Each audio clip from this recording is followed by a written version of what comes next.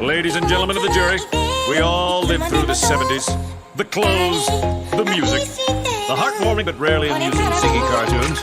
Now, later, who are we to look at these two fine young men and say, you there, I sit in judgment of you. Riddle me this, with their good the eye.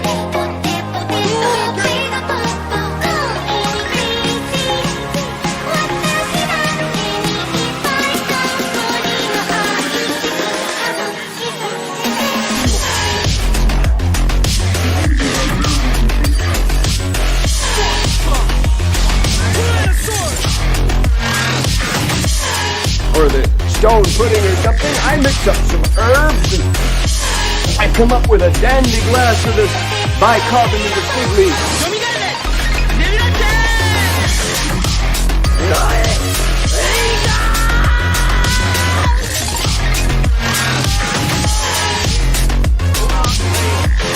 But there could be more to the face than meets the eye.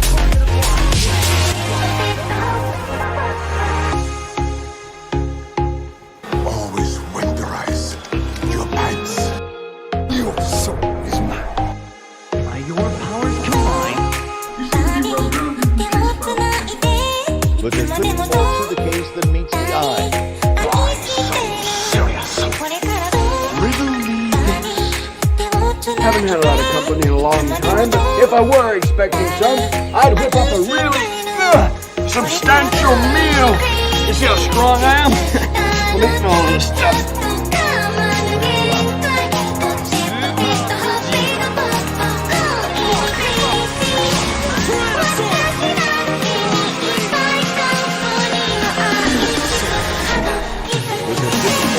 That meets the eye.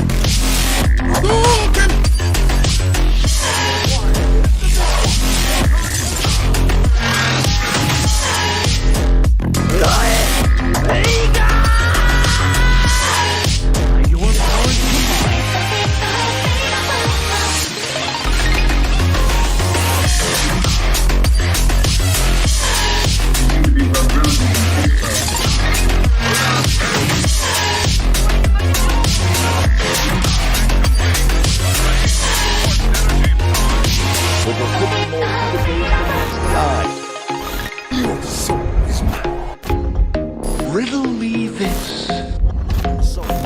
Why so serious? Yomigaru! Nebula-chan! Force Tyrannosaur! Always winterize your pipes. Ladies and gentlemen of the jury, we all lived through the 70s. The clothes, the music, the heartwarming but rarely amusing Ziggy cartoons. Now, later, who are we to look at these two fine young men and say, you there, I sit in judgment of you.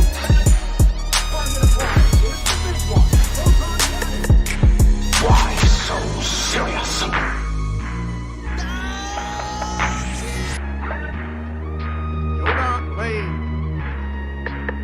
Hadouken!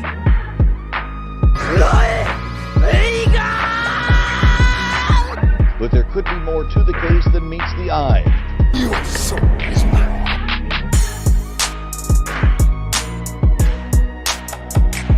You seem to be well-grounded in the case file, Detective. By your powers combined, Riddle me this.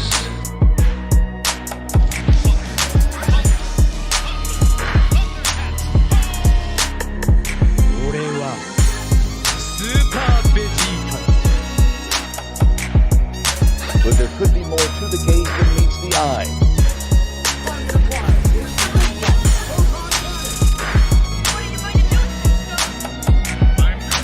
stun ray with the force energy power.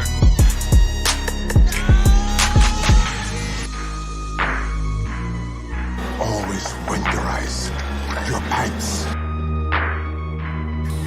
Your soul is mine. by your powers combined,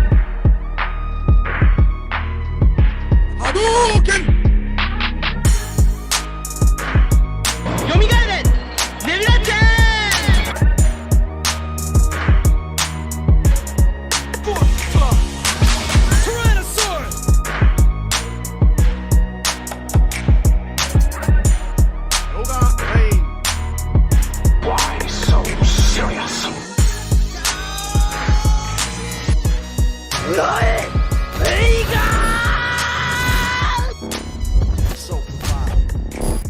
Ladies and gentlemen of the jury, we all lived through the 70s. The clothes, the music, the heartwarming but rarely amusing Ziggy cartoons. Now, later, who are we to look at these two fine young men and say, you there, I sit in judgment of you. You seem to be well-grounded in the case file, Detective.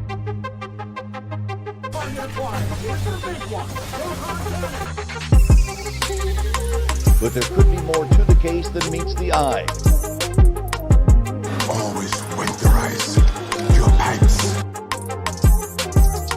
Or the stone pudding or something. I mix up some herbs and I come up with a dandy glass of this bicarbonate of fig leaf.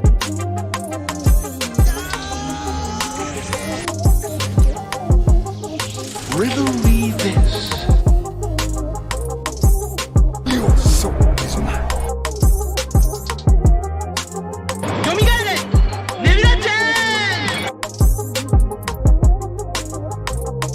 By your powers combined, Hadouken!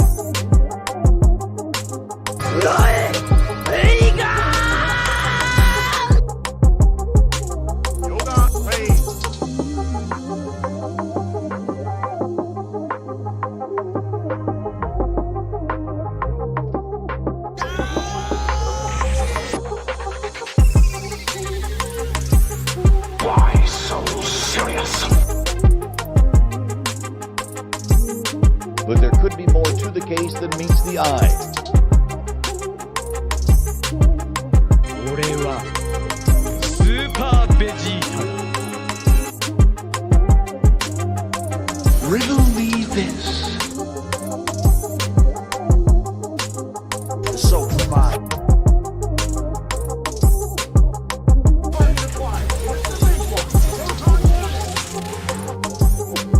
Your soul is mine.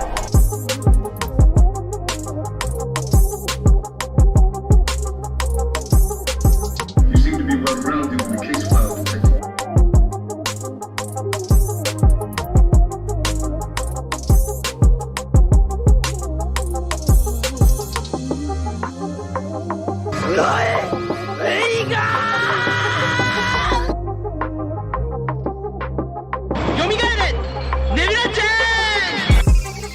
Why so serious? By your powers combined, What are you going to do, Space Ghost? I'm combining the stun ray with the force energy power.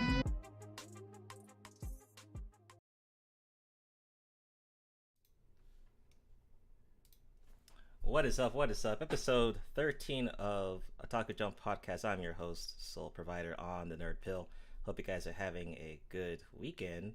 We're here on May 15th, almost halfway through the year. Well, June's this next month here, so hope you guys are having a good 2022.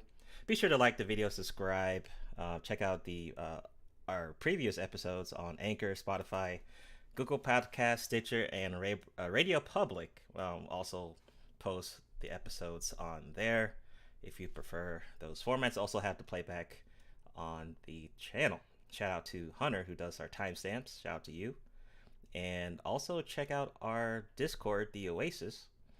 A lot of we have like literally maybe 20 to 30 different channels on the Discord, so check us out on the Discord. We do a lot of streaming.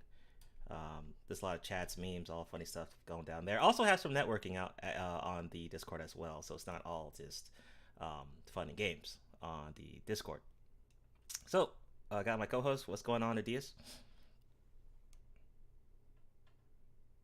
What is going on, everybody? Hope everyone's having a great day, a great week, and a great month, and a great year. We are almost at the halfway point. June is right around the corner. We got a lot of things to talk about as we head into Q2. Totally. I mean, it's crazy. We are done with Q1 and going to Q2. What's going on, Eisen? What's going on? Yeah, we got a lot to talk about today. Hey, let's have fun and get to it. Alrighty, yep. That's why I always say, you got to come in early or hear the playback because there's a lot of shit we always cover. What's going on, Omega? Hey everybody, welcome. We're back. Let's get ready for some nerd stuff. So all right, Trunks, what's up? Hey, yo, what's good? We got some interesting articles to cover, and we're gonna talk about Doctor Strange too. So let's get it. Let's go. All right, we definitely got to talk about that.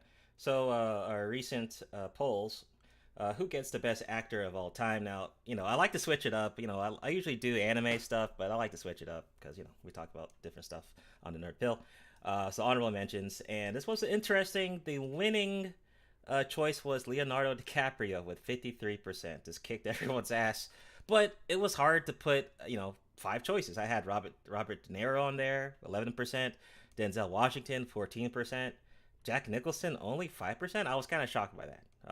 Tom Hanks, 17%. So Leonardo won, just dominated the whole poll on that one.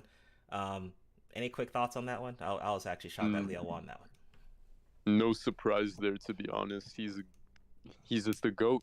There will never be another Leonardo DiCaprio for the end of time. But I thought Robert De Niro would have been higher. At least Robert would have been. I thought maybe Tom Hanks or Robert would have been higher though. Look, yeah, perhaps, but I'm just saying Leonardo is always king, always tops everybody, no matter what. Go ahead. I was gonna say, consider your viewers. It's not surprising.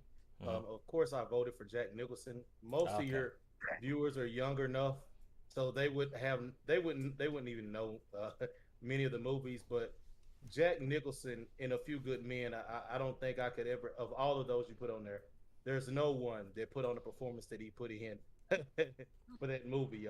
That's why I voted there. But considering your viewership, it's not surprising they voted for Leo. You know what I'll do next time? Go ahead. I can't call him the GOAT, but yeah. Okay, Adias, you had something? Absolutely. You said what? What did he say? I think they got him. Oh shit, the feds got him. Absolutely not. Kinda got him. That. So, what happened? What's wrong? What'd you say? We didn't hear nothing you said. Yeah. Okay, can you hear me now? Yeah, you're good now. Okay, sorry, the Miami internet's terrible. Huh? It's none of the people that you mentioned. It's none of them. Damn. Again, I'm a bit of a snob when it comes to my movies. That's my wheelhouse. A former actor, former writer. I lived in LA for a little bit, so I have a different perspective than many. I used to watch 200 films a year, and I think that the greatest actor of all time is none other than Daniel Day-Lewis, and it's not even close for me. This is a guy that has never compromised on any role. He fully gave himself into each role he played, worked very hard. When you think about method acting, you think of Daniel Day-Lewis. And this made it hard for him. He started off as a stage actor, where the great immersion into a role is hard to repeat night after night. And, he had an incident where he broke down during a production of Hamlet, where the prince confronted the ghost of his father. And, Lewis said that he saw his own father's ghost on stage, and this scared him from appearing on stage ever again. I think this level of dedication, this just tells you that when you're seeing him on film, you're not seeing him. I can watch a Leo movie and I will never forget that I'm watching Leo.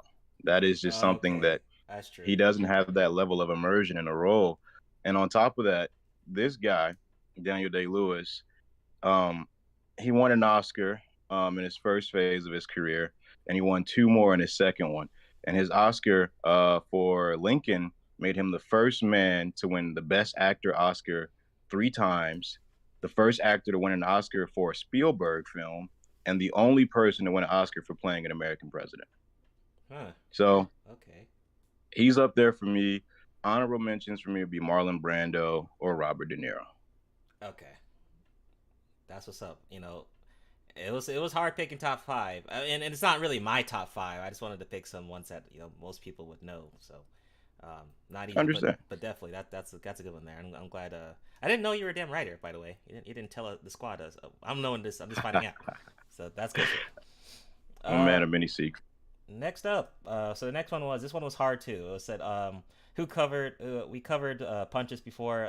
How about then legs though? So who has the best kicks in anime? This was hard. I mean, because it was hard to find like specific characters. Like I kept saying One Piece, One Piece. I'm like, nah, I don't want to do that shit. So I found Lena Lee from D Greymon. I mean, she was cool as shit in that anime, which only got 2%. Which I'm like, wait, so people didn't watch D Greymon or maybe they just didn't prefer the character or something. I don't know. So next up, Sanji, One Piece. I mean, he dominated. I mean, I knew that was gonna be. It was probably gonna be. I knew he was gonna win that shit. So Sanji won 50%. Chun Li, Street Fighter, 15%. Mike Guy from Naruto, 33%. This was hard. I had issues finding characters for this one. So that's what. I'm not surprised though that Sanji won this. What do y'all think on best kicks in Honestly, anime? like I don't know, maybe I would say I'm not totally caught up on One Piece. I'm working on it, but maybe Mike Guy, when he unlocks like the 8th gate or even the 7th gate, may have stronger kicks than Sanji, but just like there's just something about the way that Sanji does it that Mike Guy cannot. Yeah, right. I think Sanji's a bit more Like there's just like there's just like the certain art to it that Sanji puts into it. I don't know, bro. It's just like his like creative use of it as well. Like for example, what his airwalk, like stuff like that. Yeah, I agree. Anyone else? To be honest, I'm really surprised you didn't get Shinobu Sensui in here from Yu Yu Hakusho. Okay. Bro. Yeah. When Technically. when he made his. Go ahead. No, go ahead. I want to hear your. I was gonna say when he made his whole interest against them, you know, when he had his hands in the pockets, he had his hands in his pockets the whole time fighting them. That was awesome. So. You know what? Sanji's done that more times than I can fucking count, though. I don't know why. I don't look at One Piece, so I can't even. That's why, you know, for me it only came down between Chun Li and Mike Guy. So. What do you think, Adias? I think Chun Li is the goddess of kicking in any media. So when Sanji does a spinning bird kick, I'll revisit that. Yeah, that's the straight out of Chun Li. Yeah, that's true. Yeah, I'm gonna definitely agree with Deezus on that. That she is. I mean, she got the thighs and the legs, man. Right? Yeah, I had to have Chun Li on there, of course. I mean, but her kicks of course. over the years, you got to have her. Them thighs, though. Just massive. Them thighs, though. But yeah, ever since Chun Li's been in just the video games and even some of the comic books, her kicks have been.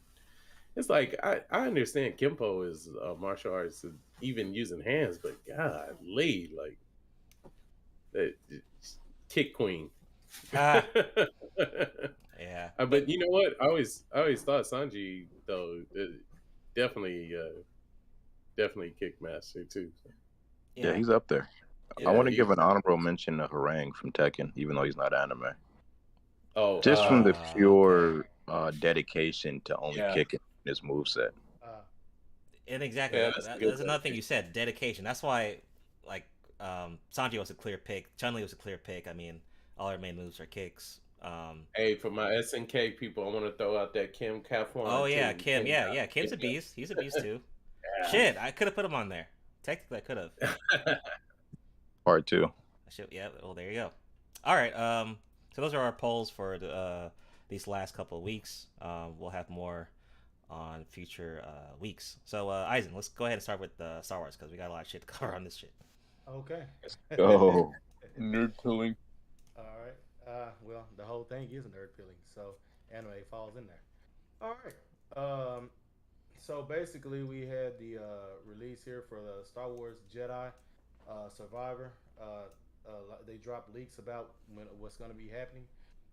Before, you know, it's not called Fallen Order anymore. Now it's just Star Wars Jedi Survivor. It's not going to be no Fallen Order 2, but this is the new title for the sequel to the game. Now, the new report claims that the game is going to release sometime between February and March of 2023, right before EA's fiscal year ends. It's a different window than what we had heard before, possibly releasing in November. So I guess I don't know if that's a good sign that they're canceling they're abandoning the holiday window opening. So I don't know what problems they've had with the game, but it does raise questions for them to be releasing at that time. But that's pretty much what we got on the game. Okay, so I'm kind of wondering here, why would they move it when I think this year's a pretty easy year to dominate. Although everyone's trying to avoid Elden Ring because Elden Ring's just kicking everyone's ass. Like Elden Ring apparently outsold almost every game last year. I think that was the article. I didn't get it, but I think that's what I saw. I don't know why they're avoiding. Like you said, pandemic. Maybe they had some delays, but I think the Q3 and Q4 seem to be like an open opportunity for any game to dominate. I mean, I'm not seeing any like big hitters for the half of the year. At least maybe I'm tripping, but I don't see that. That's why it makes you question if there's any problems with the game. Right. I'm not seeing that at all. I mean, I think any game could dominate that whole half of the year pretty easily. There's nothing like Elden Ring that's coming out half this year, is there? I don't think so. I don't believe so. Yeah, I don't think so as of right now. What do you think, Adias? Yeah, I have a few thoughts. Let me speak to the release date first. For me, it's kind of expected at this point. I don't have an issue with the delay, if that's what you want to call it, because we knew for a while that it wouldn't come out this year. I think we'll see a few tidbits, but I wouldn't expect too much since it's a year out from release. I mean, listen, I want to know about the fucking story. Let me cut to it. I don't care about the title, all this mystery about the title and the release date. I want to hear about the story. Right. But let me be optimistic. I think it makes sense, the release date. You have Dead Space, the remake, coming out, so 2023 should start off pretty nice next year. Normally, EA games release around a month ahead of a live-action project, so we'll probably have Ahsoka in the spring. So they're timing this out really nicely, I would say. Also, Fallen Order was the best Star Wars game I've played since the original Jedi Knight games. So it's kind of like Tomb Raider Star Wars. It had depth, it explored the universe, and it was just glorious. They set a high bar. I'm looking forward for the sequel personally, but again, they set such a high bar. I don't mind them taking their time doing it. Yeah, I agree with that. But you said, have you played the KOTOR 1 and 2? Ah, shit. Oh, yeah. Yeah, man. Yeah, I did. What the hell? KOTOR is the best. Yeah, what are you talking about, Jedi Knight? It's about that KOTOR. What the hell? No. Okay. Besides KOTOR. All right. All right. Besides KOTOR. KOTOR. Yeah, don't forget that KOTOR remake that's about to come out. Maybe next year, this year, who knows? But let's not forget that. Hey, listen, fellas, if you don't have a PC, get on that shit right now. Yep. PC Master Race. PC Master Race, let's go. For real, man. For real. Go ahead, Ameka, what do you think? I'll keep it brief. I mean, I guess I'll just say KOTOR over and over again. I know. But yeah, so okay, I look at it from the perspective that it might is it just the pandemic issue thing trying to, you know what I mean, like stall maybe, or maybe they just like a lot of stuff stop and go kind of thing. So I don't know, they're being kind of mysterious with this game, like, because we haven't got a trailer, a teaser trailer, nothing. I mean, yeah, so it's coming out next year, early next year. We have no trailer, so that's weird. This could just be constantly building up more hype because people want it so bad. So if, I mean, it's gonna fly out their shelves. But yeah, that's as much as I have for it. Like I said, EA likes to time it around a major release, so it's gonna come out like right before Ahsoka. Ah, right. Okay. Anything, Trunks, on Star Wars? The new game coming out? Doesn't look like I have anything to say. This stuff is for nerds. Oh my goodness! Here we go. You know, Trunks, I've been taking out my lightsaber. I've been meaning to talk to you. You know, there's not much difference between Naruto and Star Wars, right? Oh God. What? Yeah, What? not. Whoa. Especially the fans. There's really not much difference even between the fans. Oh, okay, that's true. I mean, if you think about it, Obito's a watered down. Naruto fans are like, I mean, no. Wait, you said Star Wars you said fans are Obito's all a like what? Windows XP. Obito's he's a watered down Darth Vader. What? Hey, let's be honest about this. God. Toward the end of Naruto, wasn't someone using laser swords? Just saying. Oh yeah. Just saying. Damn. Man, that's fucked up, man. He said. Just saying, give it a shot, Trump. Yeah, give it a shot. Star Wars. Yeah, Obito's he's Darth Vader on his period. Oh my God. Okay. Wait, so are you saying he's Kylo Ren? Damn. Ouch. Golly. I wouldn't put him down that far, but so many shots being It's all right. Trunks is gonna embrace this nerdism. Man, the DS is like casually roasting Obito like it's nothing. Yeah, I mean, cause I mean, you gotta look at all the weird kids doing a Naruto run around in grocery stores and all this. Hey, dude, I mean, some of you know that's how I get from one class to another on campus. Yeah. All right. Yeah. Ain't nothing nerdier. Yeah. I'm just saying, bro. But Star Wars is for Windows XP. No, it's I not. see a bunch of old guys talking about Star Wars, bro. Like my There's my new dad shows. is a huge Star Wars fan. Hey, Bro, that's you're getting that right, son. It's MS DOS. Follow your dad. Your dad's cool as shit. MS-DOS. I think he's like 50. 50. When did Naruto end? 2014. Oh yeah, that's old. What? You know the franchise. Naruto was is still older than ongoing. you. What? Oh yeah, 97. True. Manga, yeah. Back in my day, Sonny, we didn't need all these colors. We had green screen. That was it. Green. Everything was. Trunks, I'm gonna say this, bro.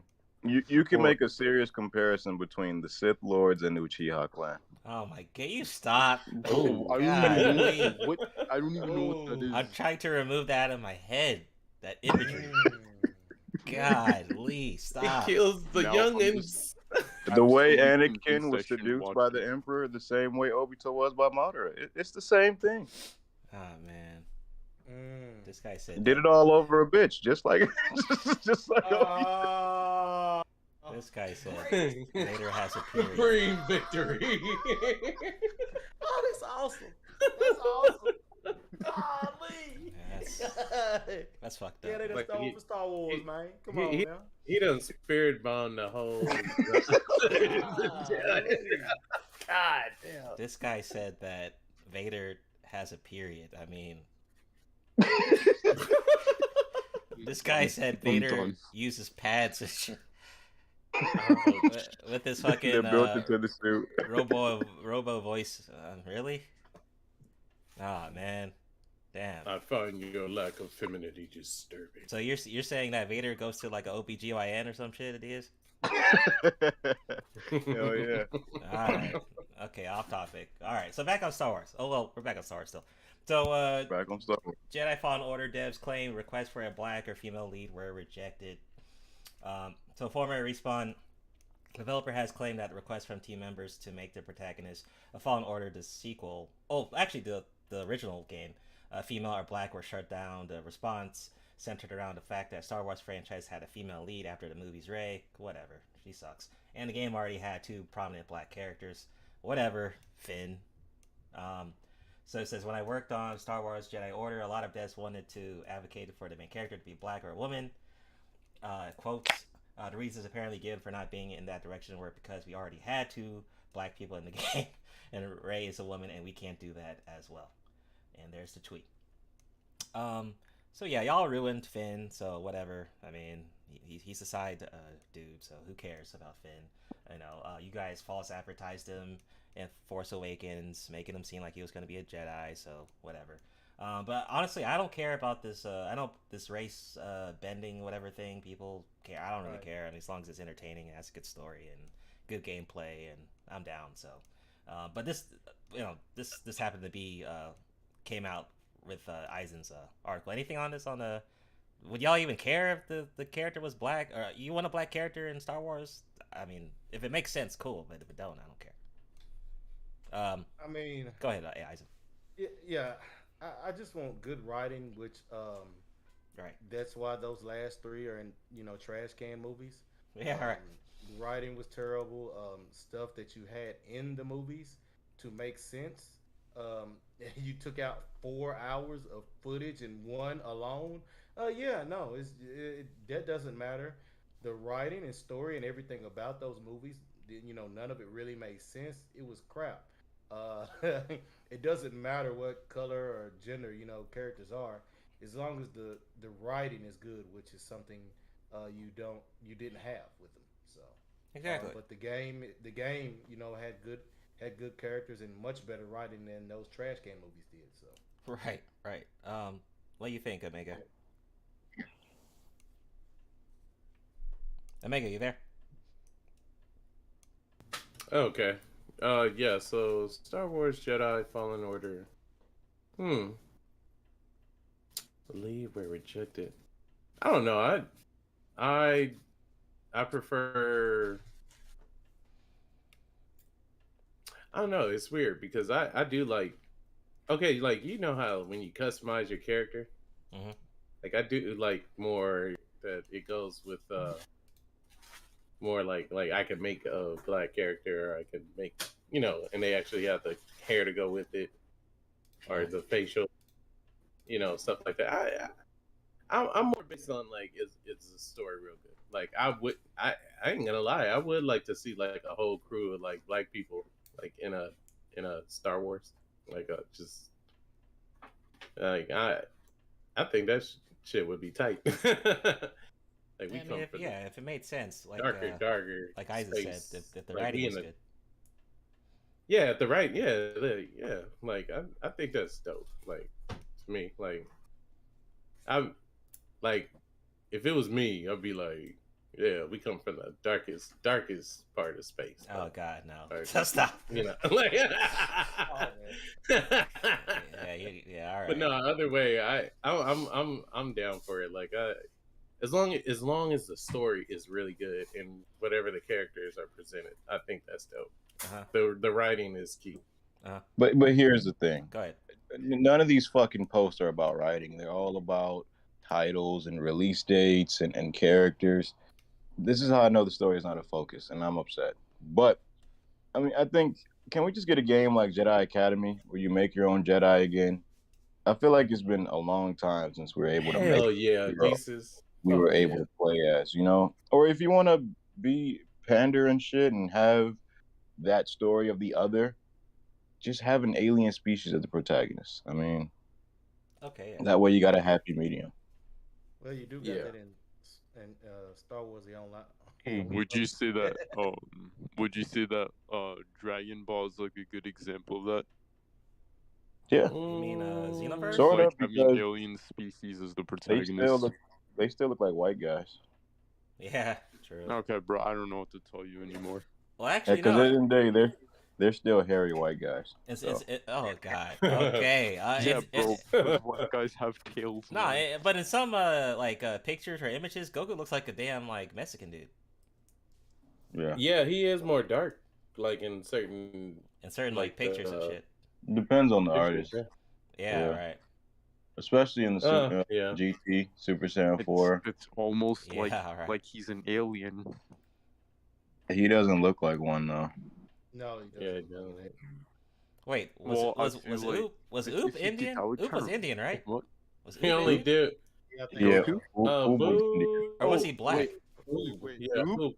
Yeah, Oop was Indian. Oop is confirmed to be Indian actually. Damn. Like his how do I say it? Like his inspiration is from like a kid in India, kind of like how in One Piece every core member of the crew has like a borrowed nationality. Like Sanji is like French and Luffy's Brazilian, Zoro's Oh Japanese, yeah. Nami's Swedish, Brook is like Australian, Frankie's American, Chopper's Canadian. I know all of them, yeah. Like Chopper's that. Canadian. How It's can like you know, tell? it's I like do. a borrowed nationality. So you like draw inspiration from someone from a country for a character. All right, I And then you guess. have You the know, concept. the first time you guys said India, I thought for a minute just because he was reincarnated.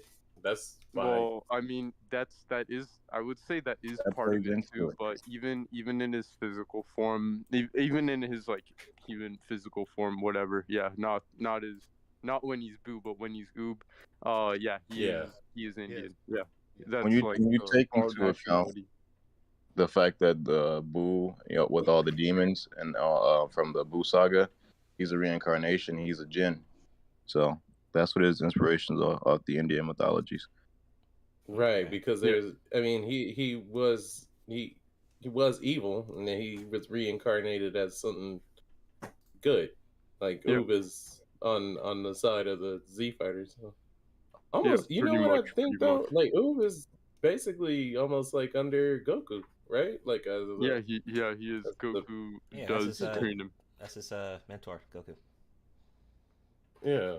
Yeah, he if I remember correctly, Goku actually requested him for him to be reborn again Yeah. Yep. after Oh, killing him. okay. All right. Shit. Adidas, you there? Adidas is here. Yeah. Go ahead with yours before we get lost in Yes. very long. Shit, I needed to stall a little bit more. I lost my fucking notes. Let me see what I got. Okay, it's all right. So, yeah, Christopher Walken is set to play Emperor Shaddam IV in Dune Part 2. What the fuck is this? Yeah, him, Timothy Chalamet, and Zendaya. We got a pretty quote-unquote star-studded cast. We got the continuation to the Oscar-winning adaptation of the science fiction classic. We also have Javier Bardem, Rebecca Ferguson, and some others. The story was going to resume right where Part 1 left off, where Chalamet is going to fight alongside the Freeman, free the desert planet of Arrakis from the grips of House Harkonnen. Walken will play the ruler of the known universe, who initially sends the family to Arrakis in order to cause their downfall. In this continuation, he and the Baron would terrorize the populace and must contend with the rebellion. Jose Ferrer played the part in the 1984 movie by David Lynch. So that's pretty much what we have there. Just want to reiterate that shooting will begin this summer in Budapest. Dune grossed $400 million at the box office when it released in 2021. It netted 10 Academy Award nominations, including Best Picture, and it won 6 Oscars. And Walken is coming off of Severance, which I think was pretty good. I haven't seen it, so I wouldn't know.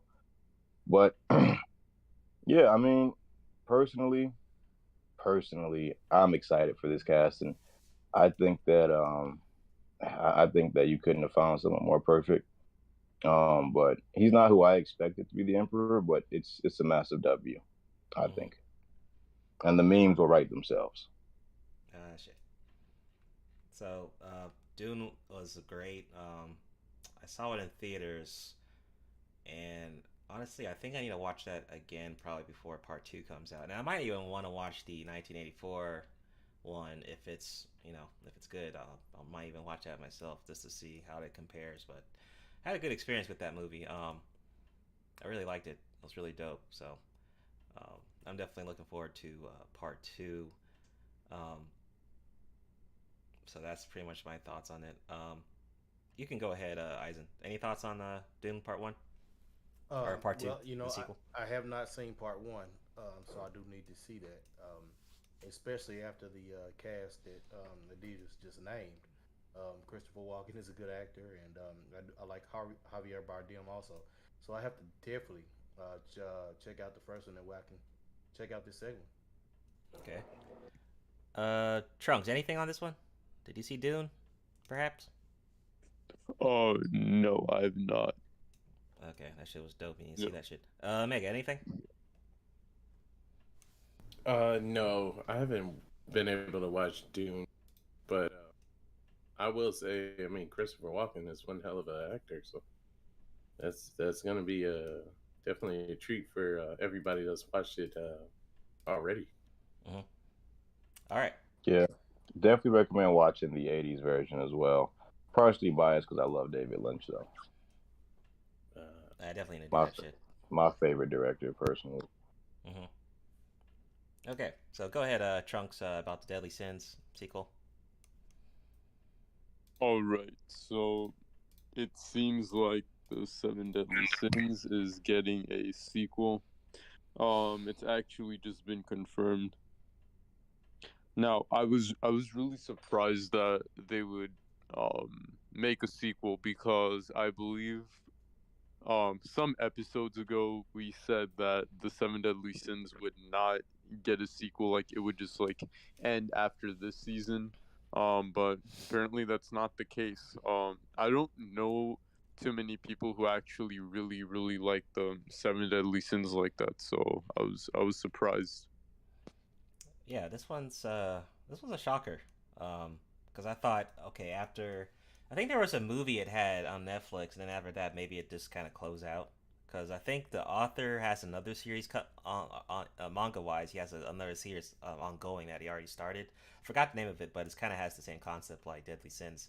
Um, yeah, Deadly Sins anime wise, I mean, I think it had a kind of a little rise a little bit, then it eventually fell pretty fast.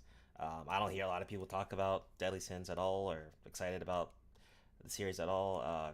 So I'm not sure why they're getting a sequel, and I don't. I'm wondering what is it even based off? Is it to finish off the rest of the story, or did the last anime not finish it? I don't know because I'm not even caught up. I didn't catch up completely with it, so I don't know. I know there's a like you said, there's a video game coming out that we already covered. So maybe it still has a popularity if they're still making a game on it. So and making a new sequel. I would like to add to this important info that I believe it's actually going to have like a new protagonist. So. Oh, okay. Shit. Yeah. I didn't know that. Is anything on Deadly Sins sequel coming out? Yeah, nothing here. I've never seen Seven Deadly Sins, so. Okay. Adias, anything? I'm going to echo what Eisen said. Okay. Omega, anything on the Deadly Sins anime?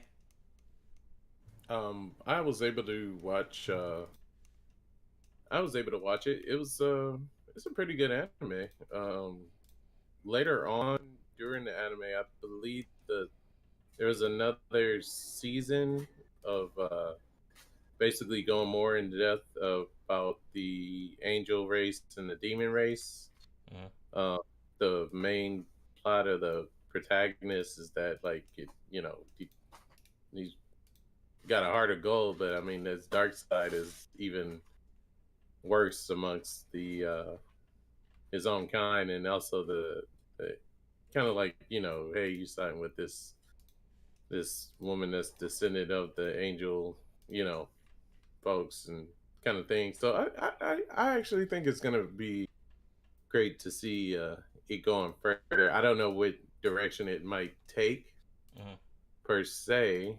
From the last episode that I watched, it was I haven't finished the last part, but I know like things are really heating up between those two factions. So it should be awesome. We'll Give see. it a shot if you ever wanted to check it out. Get ready for a lot of senseless. Well, I always think it's almost just lewd boob grabbing out of nowhere. Yeah, So, right. Yeah, I remember that shit. That shit is out of nowhere. Right. All right. Go ahead with yours, Omega. Your the comic book censorship. So with the banning of Mouse and V for Vendetta tells us about comic book censorship. So these two titles have been, I believe, sparking somewhat of a concern for authoritative figures. Definitely, since especially we do have a sense of cancel culture going on here. But these comic books kind of express things that have gone on in the past with certain atrocities. Definitely, Mouse, which is a creation of some of what the Holocaust survivors went through, and also V for Vendetta, which shows us that the rising of a sort of totalitarian and authoritarianism existence can happen once information and also things are trying to kind of kept under wraps from the society. So yeah, I believe it's just like a reach, especially with everything going on. Like most people don't want this curriculum out because it will make you start questioning things that are going on within the society and certain political aspects that go on. It's not been the first time though, because believe they're the CCEA, they once, which is the irony of this, they they burned a lot of comic books because saying that comic books could incite violence and there might be also sexual undertones or deviancy put into these books. But the very thing that they claim could be as worse as like Hitler, they started burning books. It's like book burning. I for one do know, as just myself personally as an artist, you can get life in a sort of a creation of the times of what you're living in. Whether this upsets folks that feel like, no, you're just messing with our status quo by making people think and making people question. Well, while else most folks would just say, hey, can't you just go with the crowd? Just go as a sheep would, a herder would just guide sheep. But these are the banning to me is it's not, it's just like we're gonna just take away that person's free will of learning this knowledge, kind of thing. I like to add what you guys think about it, of course, but it's kind of like a bitterness of it. Like, why would these two just be banned during these times? Well, I mean, I know V for Vendetta, the movie, with the actor who did he was in Lord of the Rings and Matrix. So that's the only kind of thing I know about the series. But yeah, the top, when I watched that movie, it did seem like I could imagine the comic being a bit more graphic and having some material that people may not like, and so that's the only thing I know about of that series. The other one I have no idea, but I'm not a fan of censorship, but I understand different parts of the world have certain rules you want to go by and stuff like that, like China or Japan and stuff like that. So I mean, I get it. But yeah, I definitely did enjoy V for Vendetta. It was pretty cool. When it came out, it was pretty dope. Yeah. Too bad it didn't have a sequel. That's what sucks. But I enjoyed it. So that's my quick 2 cents on that. Is anything on this one? Yeah, I don't know anything about Mouse, but V for Vendetta, that movie was awesome. But this right here just goes to show why comics are trash right now. the censorship, the terrible storylines, the taking of content that is really, um, it's got a demographic that is mostly male, and trying to make it feminine as shit, and terrible writing. Um, it's a niche area, like anime is.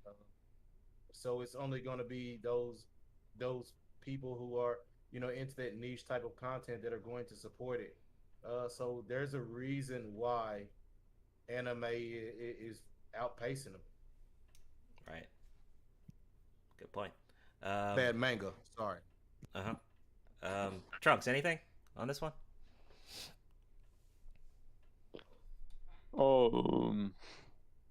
No, I don't think so. No. Okay.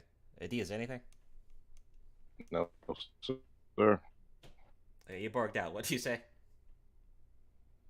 I said no. Okay, cool. All right. So moving right along. So now we can finally talk about Doctor Strange, the sequel. So Doctor Strange crosses 550 million globally. So Doctor Strange Into the Multiverse of Madness still reigns supreme. The Marvel sequel crossed 550 million at the box office in 9 days. Disney announced Friday. Of course, if the movie didn't do good, they wouldn't announce that that early. But Doctor Strange 2 came out, did really well when it comes to financially. Just like, well, not as good as Spider-Man, but I think maybe the Batman did the same level or more, I think. But I think they predicted that Doctor Strange is bound to get to, I think they said it's going to get to $1 billion, but I don't know. It might. Now, remember, they did ban the movie from, I think, China, and maybe there's another country, but I know China banned Doctor Strange. So quick thoughts about it. Who saw the movie? Because I saw it. I know Eisen saw it. Mega saw it. Adias, did you see it? No, did not. Oh, crap. Okay, no problem. So, quick That's review. cool. Quick review. I'm going to start. So, if Doctor Strange 1 was like a 7, I'd give Doctor Strange 2 probably like an 8. Pretty good. I was never bored. The movie felt like it was fast as hell. Like, I think it was like almost 2 hours, but it felt faster. There were a lot of cool reveals. No spoilers. Not gonna spoil it, but there are a lot of cool reveals that kind of point at the future of the MCU. Let me see. Let me see. The villain. Who was the villain? Dang, who was the villain for? I even forgot the villain. Well, I guess the villain That right there tells you enough to know. The villain was. Wait, are you saying the villain for the first Doctor Strange? No, for the sequel. I totally forgot. Who's the villain? Scarlet Witch. Oh yeah, right. Yep. I keep forgetting because she's like enough right there. I keep forgetting because she's like she was a good guy before, so it's like, oh, all right, okay. Scarlet Yeah, Witch. it does throw you off when she. Yeah, she was the good guy. Scarlet Witch is fucking OP. Like, well, at least that's how they make it seem. She's OP as shit. I love Sam Raimi's kind of horror theme going on.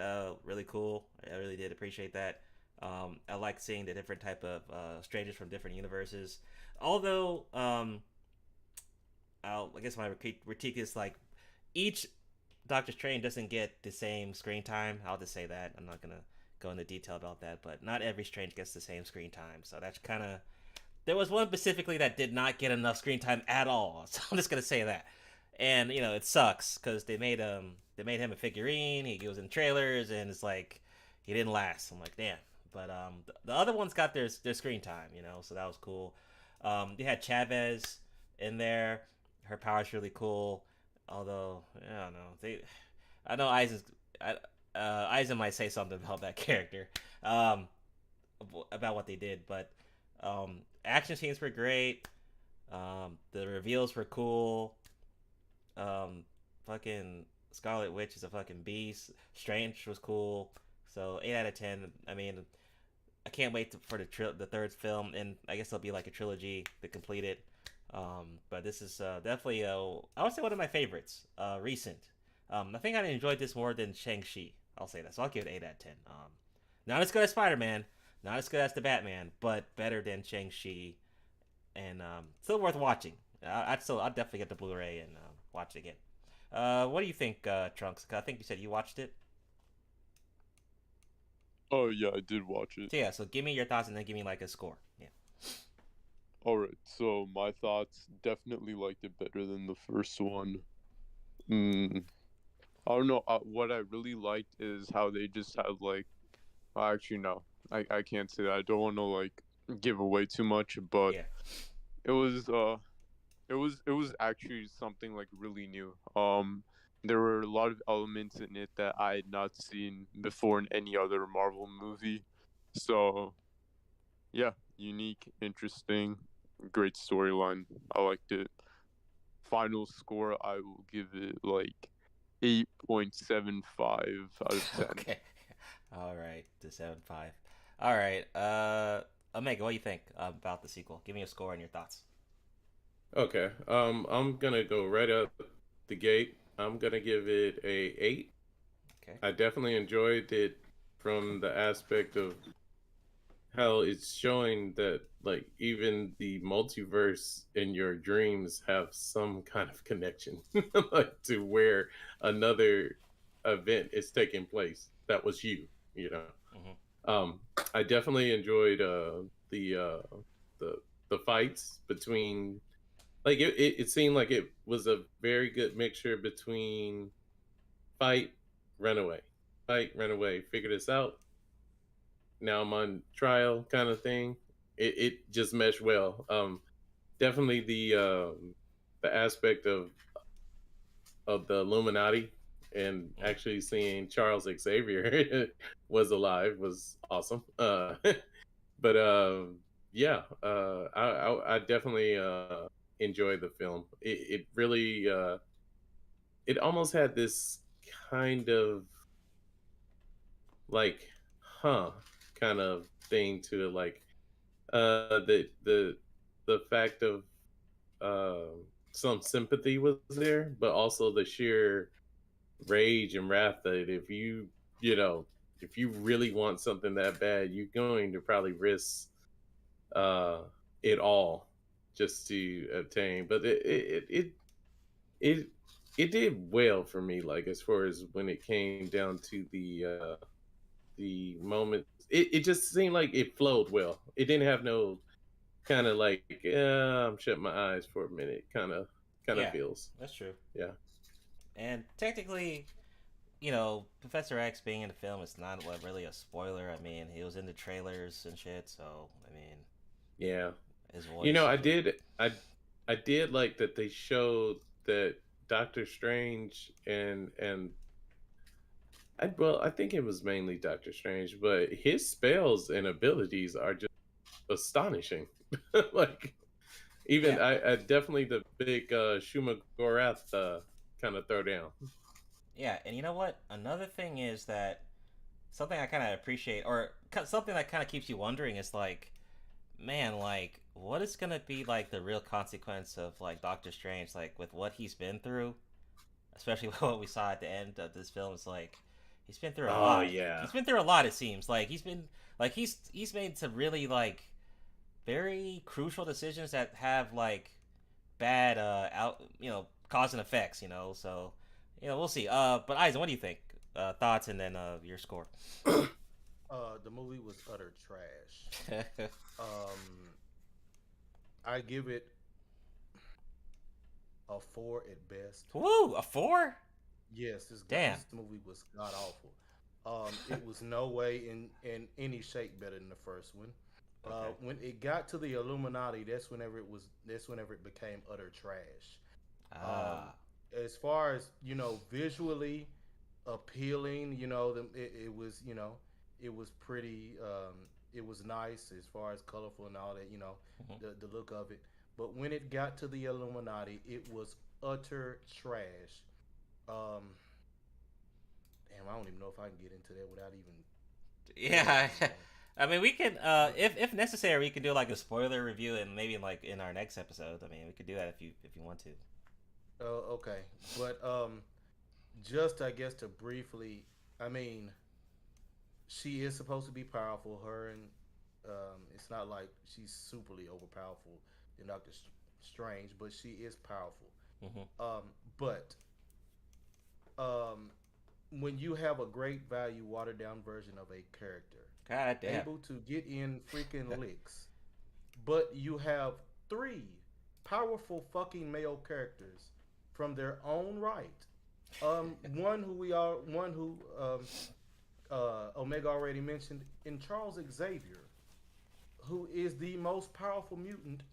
My bad, the most powerful psychic mutant on the freaking earth, who gets mopped in a mental world by her, is trash. You're talking about a character who in the comics left the freaking Shadow King a shell of himself in a mental battle. Yeah, no.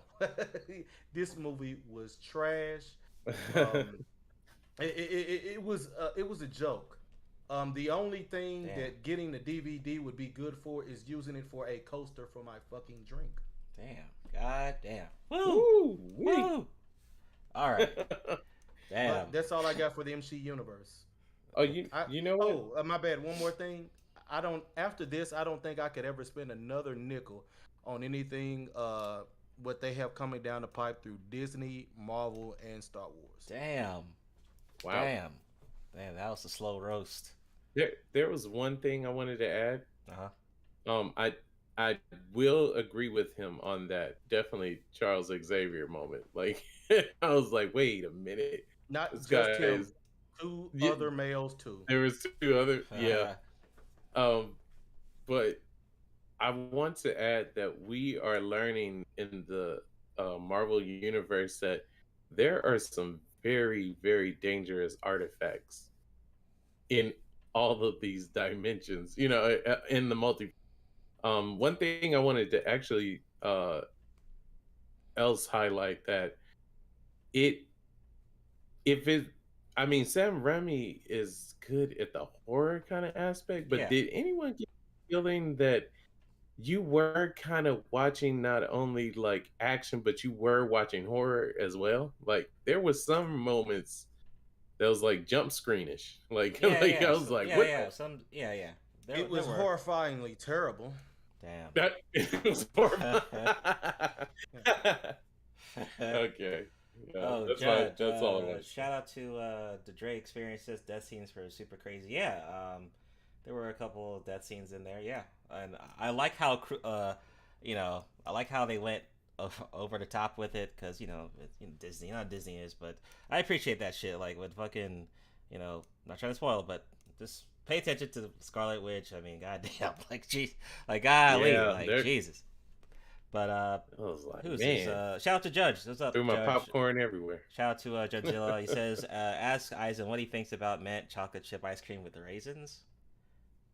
Yeah, I put my response in the chat, but it, I like it about as much as that pizza trash film.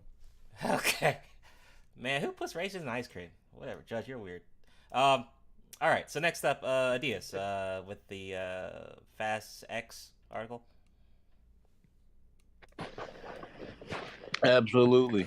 We're back at it again with Eisen's second favorite movie, right behind Doctor Strange 2. Let me see what I got here. Yep, so pretty much we're getting more stars added to the Fast 10 movie. I don't know how many people they're looking to add to this film. I don't know what their budget is, but he'll be Brian's brother, I'm predicting. Actually, let's go through the article first before I give you my thoughts on it. So we got the guy from Jack Reacher, Alan Ritchson, joining the next installment of Fast and Furious franchise. This will be the 10th installment. This is the guy from the Amazon Prime Jack Reacher show. He's joining the pick, just as we got Louis Lederer to replace Justin Lin as director. The film is in production with Vin Diesel and the core franchise cast. We also have Brie Larson and Jason Momoa. Lin co-wrote the script. Lin will be the producer. I think Ritchson is a good casting for the franchise after his breakout performance in Jack Reacher. Jack Reacher has some really nice set pieces, and he should fit right in with Jason Momoa, Vin Diesel, and John Cena when it comes to some of those eye-popping set pieces. Jack Reacher is also renewed for a second season, and Amazon recently inked him for a 3-picture deal. So you'll be seeing a lot of Alan Ritchson in the coming years. He'll next be seen on the film Ordinary Angels with Hilary Swank. That's a film by Lionsgate, and he's also making his directorial debut. So, I think this guy will be Brian's brother, or he may be the enemy, or he may be both. I think he'll be Brian's long lost brother. They had a falling out as kids. Brian went to police academy, while this guy went to be the world's best secret agent who turns rogue to spite Brian. I mean, I don't know. It's gonna be some bullshit like that, but yeah, this guy's getting momentum, and you know, I didn't think he'd recover after that incident out here in Miami, but he did, and this guy's on the rise. So yeah, I mean, that's pretty much all I got to say for it. I'm glad to see him finally breaking out. His career is exploding, and yeah, he's come a long, long way. And they just keep finding ways to inject testosterone into this film. So I'm ready to see how it turns out. Right. I'm curious though. How is the Jack Reacher show? I think I saw like one episode. How was that show? Is it good? Is it worth watching? Yeah, it's pretty decent actually. Okay. I'm trying to think of what rating I would give it. 6, 7. Okay, that's not bad when it comes to TV shows. That's actually not bad. Okay. I'm still kind of shocked that Fast and Furious is at this 10th movie. I mean, I still don't understand how we've gotten this far. I don't know what type of alcohol they're drinking, but whatever they're drinking, man, it must be some good stuff. I mean, because 10 movies about cars? Car 1, Car 2, Car 3, Car 10. I mean, you might as well just turn the thing into Transformers and just say they morph into cars or some shit. I don't know. I just don't see how this is. I mean, but they're making money. That's the thing too. The films have actually been successful, right? For the most part. Yeah, people are comparing them to anime. It's a very committed fan base to have 10 films like that, and then all do good for the most. I don't know the numbers, but I haven't heard any of them doing bad though. So I'll definitely check out Jack Reacher. I'm not really a fan of the Fast and Furious stuff, but I mean, hey, shout out to him doing his thing and getting that work in and getting building up his resume. What do you think, Eisen? I'd watch Jack Reacher before I'd watch Fast 10. After, it really went down. It was done really for me after 7. Last one I watched was 8. Then I watched 9. Not going to. But I do get that it's successful and popular because they do have a committed fan base. Because it's guns, cars, and hoes. So it's gonna sell for that. Right. Another question. So Brie Larson's gonna be in this. Do you think this series fits her more than the MCU? Adias or Eisen or anyone? Absolutely. Yeah, that's something I'd noticed. I'm like, this totally, like, I'm not even a fan, but I can already tell, like, this fits her more than Marvel. Like, to be honest, I really don't know.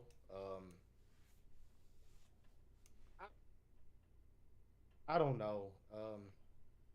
I mean, she's not that special of an actress to me, so I don't know. Right. I would love to meet her. But Eisen. Wait, why, Adias? Why you want to be Brie Larson? Seems like a nice lady. Smash? You want to smash? She seems like a nice lady. We would have great. Stop, Cap. She's like a nice lady. We would have great. Okay. Look, no, we're not doing that. You got videos on how they roast how everybody that's cast with her from the MC universe just give her that side eye. You just know she's a total bitch to deal with. She seems like she needs a little bit of validation and a kiss on the forehead, All women just relax. You're gonna give her the kiss on the forehead, right? You? I would compliment her on her acting skills and give her a kiss on the forehead. Yes. Okay. Here's the thing, Eisen. Here's what you're forgetting, though. Here's why she fits in this more than the MCU. she doesn't have a body, like no body at all. They had to give her a fucking body double to be Captain Marvel. Damn, I didn't know that. So that alone, yeah, that alone makes her. She was too funny, man. My bad. Wait, but did she go through the whole Marvel workout plan, whatever? And was still too small. They had to Hey, body ain't double. got no. Hey, Wow. 6 and 12 all day long, straight up and down. Okay, good to know. Omega, how about you? What's your thoughts on Jack Reacher, the actor, or Fast and Furious 10?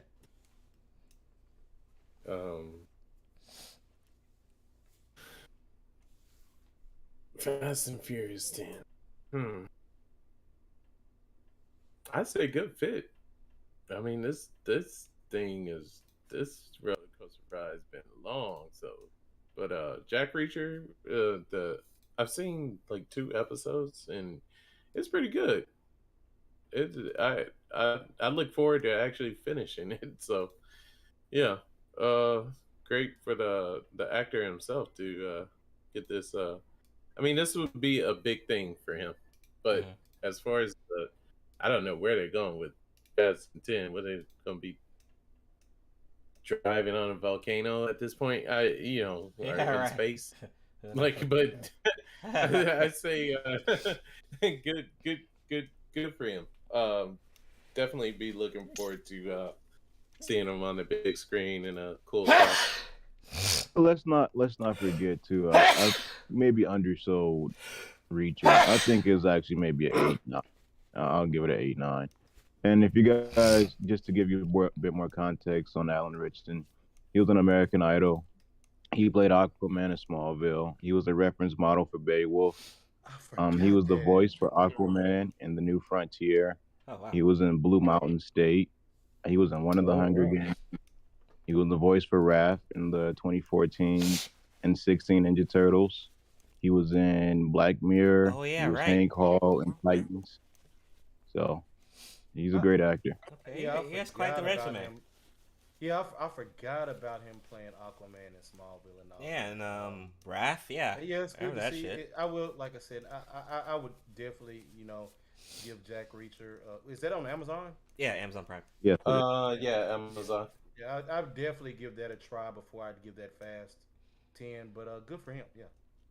Right. All right, so we're reached our half point. We'll be back after a quick commercial break. We'll see y'all in this like 3-4 minutes. So enjoy the tunes, and we'll be right back for our second half. All right, peace out for now. Be back.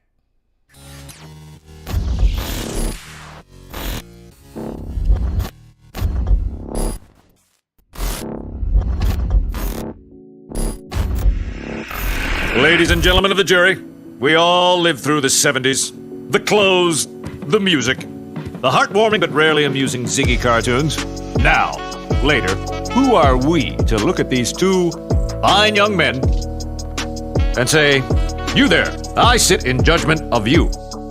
Riddle me this. But there could be more to the case than meets the eye. Hadouken! What are you going to do, Space Ghost? I'm combining the stun ray with the force energy power. Your soul is mine. You seem to be well grounded in the case file, Detective.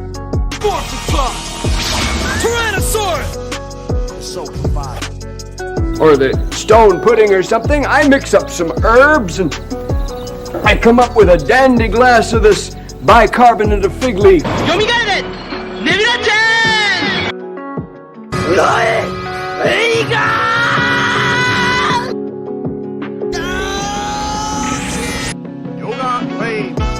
But there could be more to the case than meets the eye.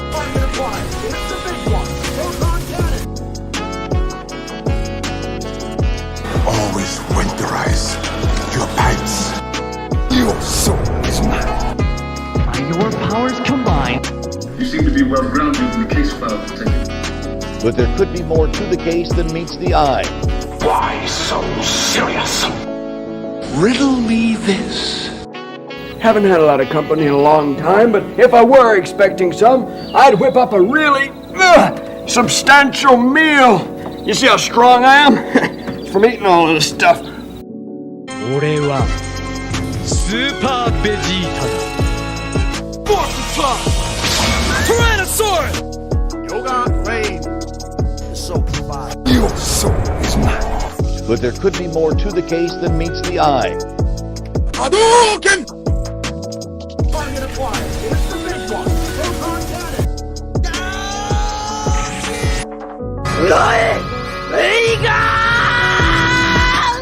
By your powers combined,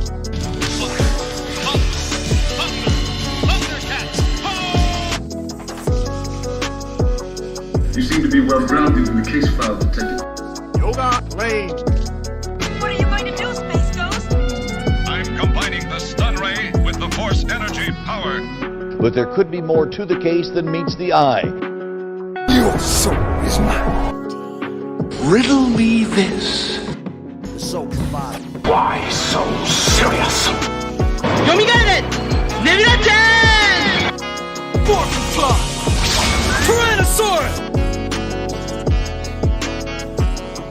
Always winterize your pants.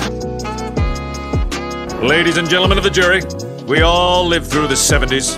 The clothes, the music, the heartwarming but rarely amusing Ziggy cartoons. Now, later, who are we to look at these two fine young men and say, "You there, I sit in judgment of you."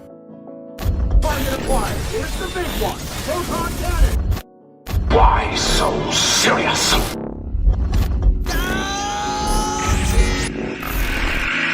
Yoga Lane. Hadouken!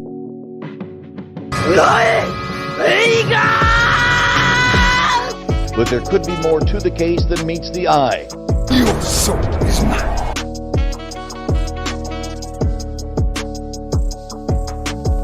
You seem to be well-grounded in the case file, Detective. by your powers combined, Riddle me this.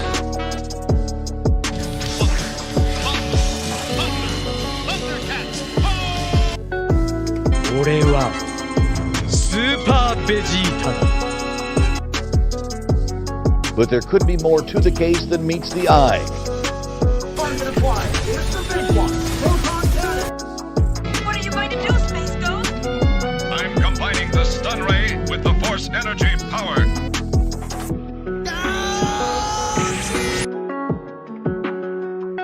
Always winterize your pants.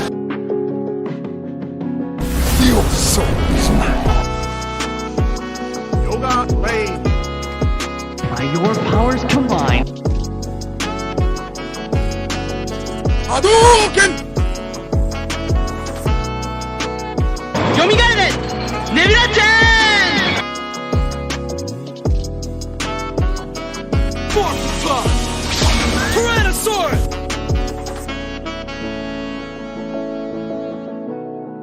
Yoga Lane. Why so serious?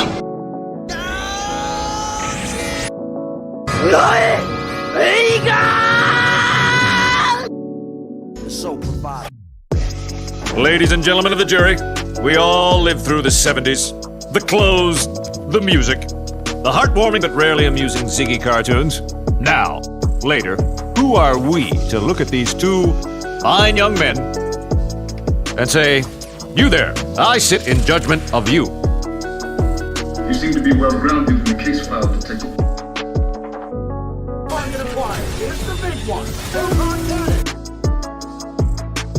But there could be more to the case than meets the eye.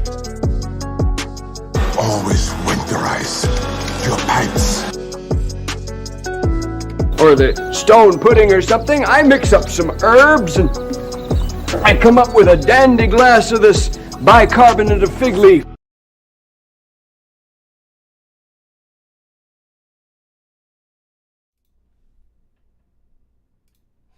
What is up? I'm your host, Soul Provider from Nerd Pill.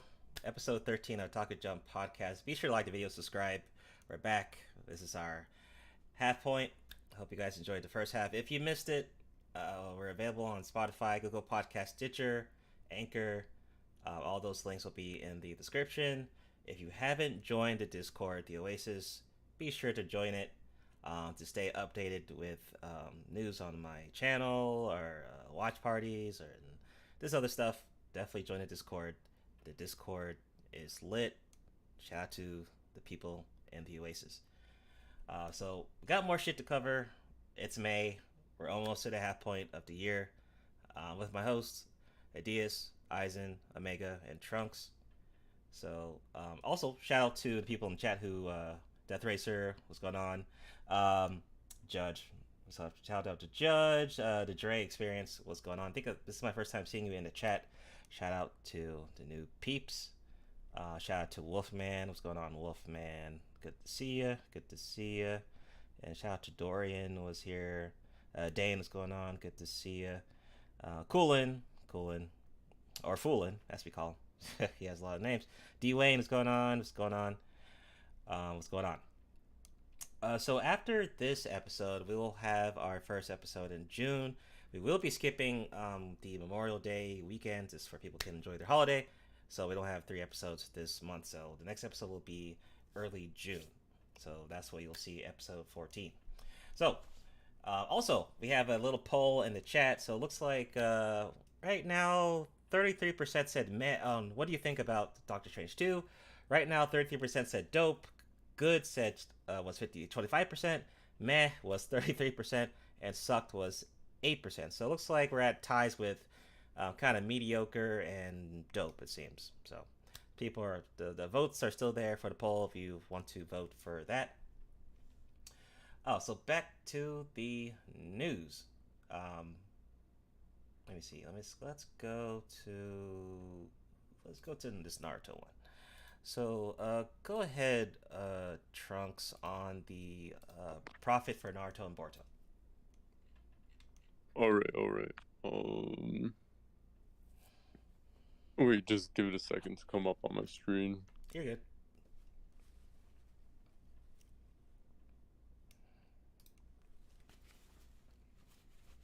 Well, alright, here we go. So, Naruto and Boruto are 2 of anime's most lucrative shows.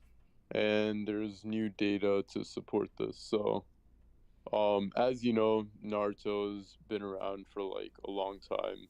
And now there's Boruto.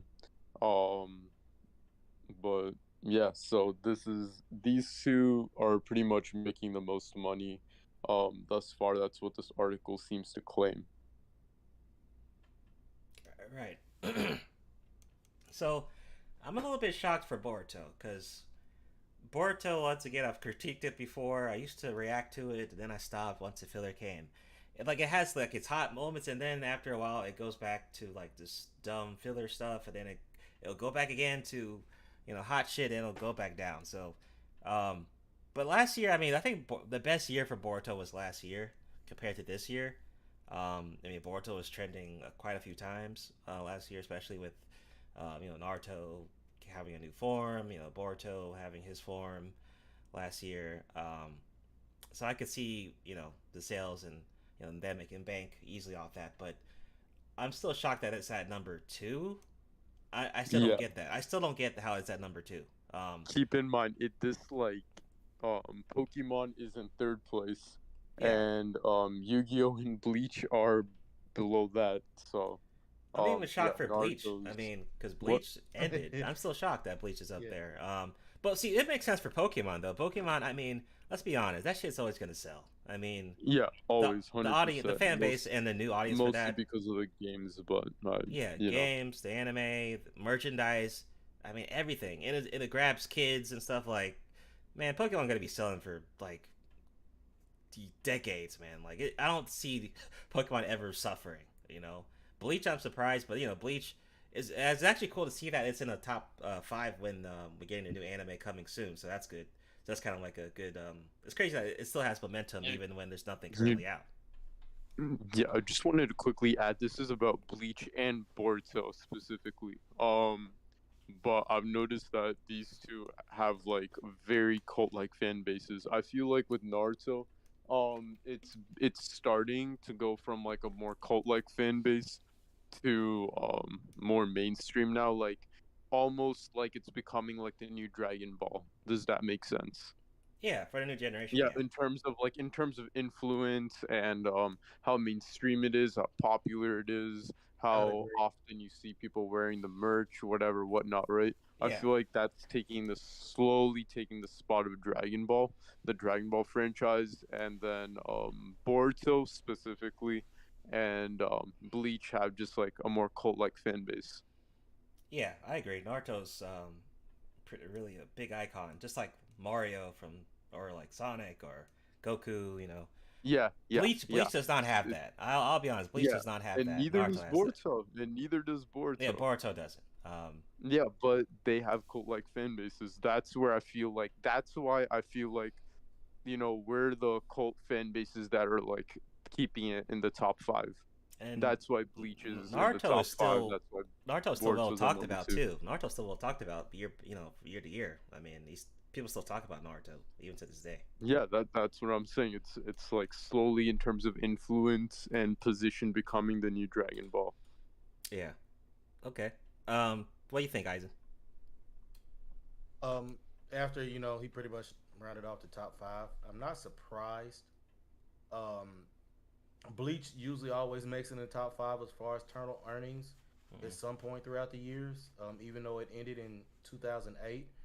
I mean, we have to think that the big 3 for the longest time was Naruto, One Piece, and Bleach.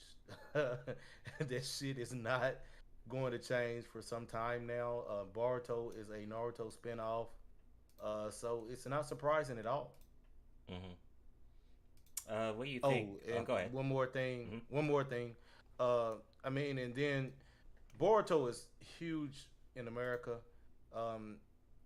The fan base here is what decided everything for over in Japan, and as far as who was going to be leading that team with directing and artistry and everything like that. So, with knowing that, it's not surprising.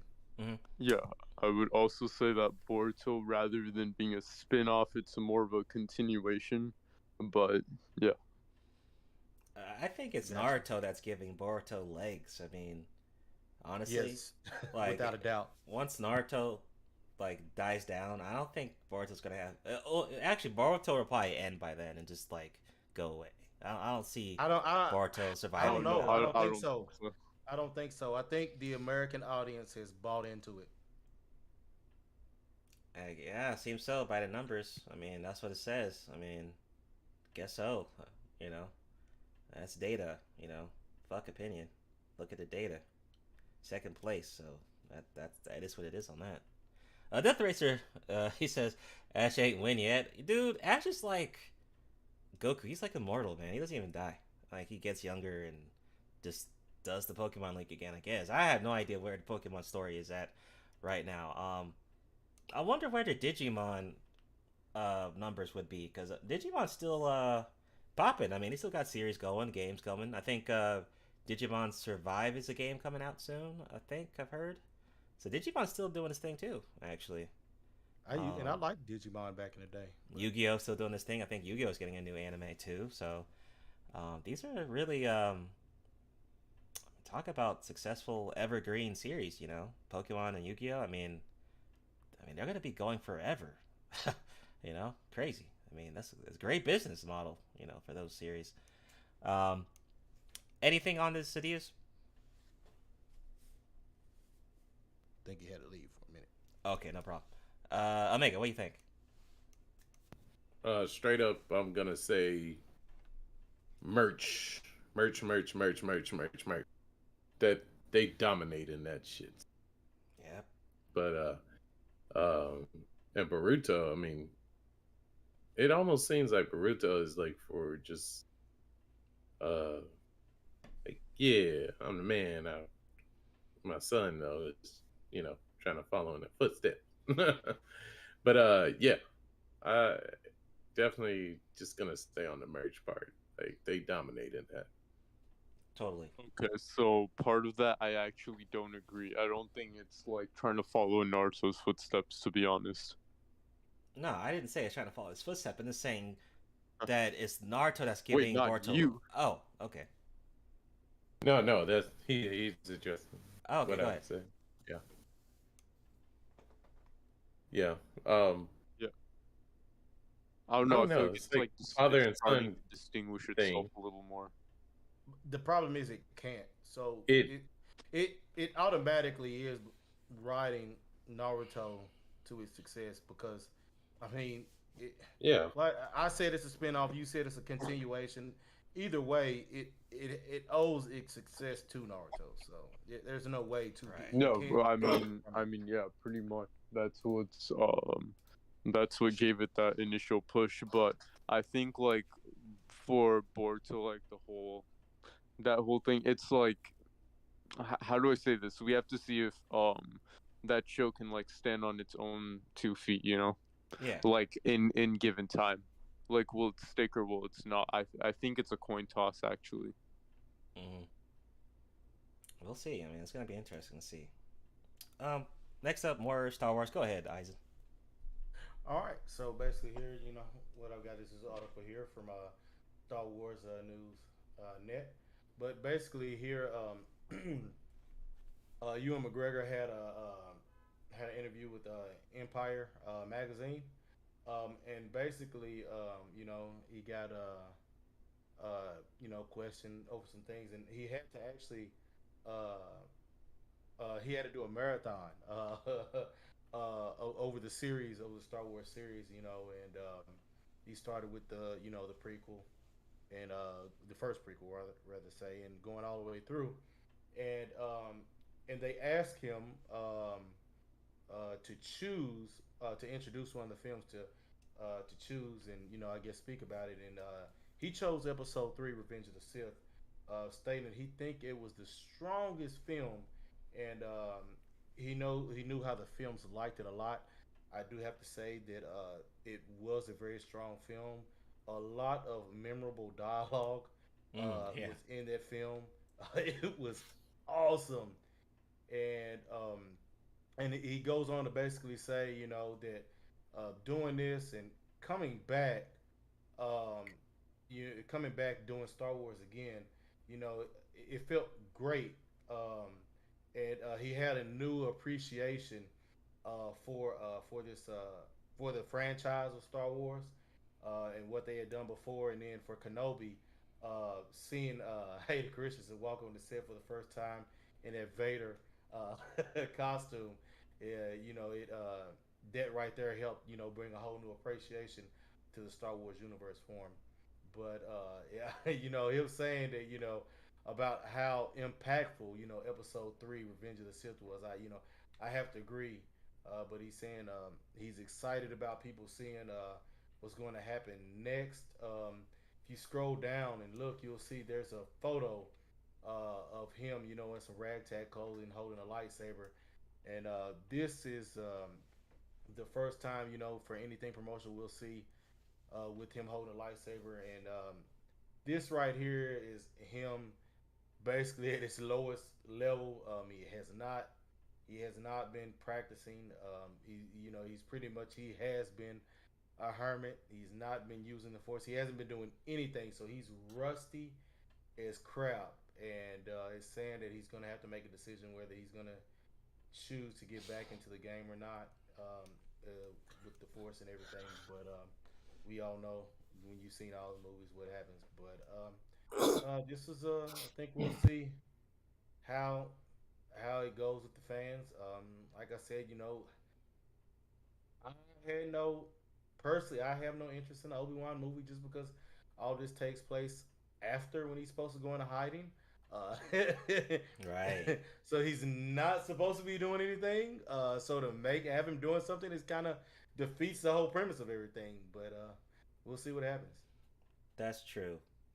He's like the feature of this series is like, he's gonna be old Kenobi and do nothing. So it's like, yeah, but I guess it's a chance to kind of go post Episode 3, Revenge of the Sith. So that's gonna be kind of cool.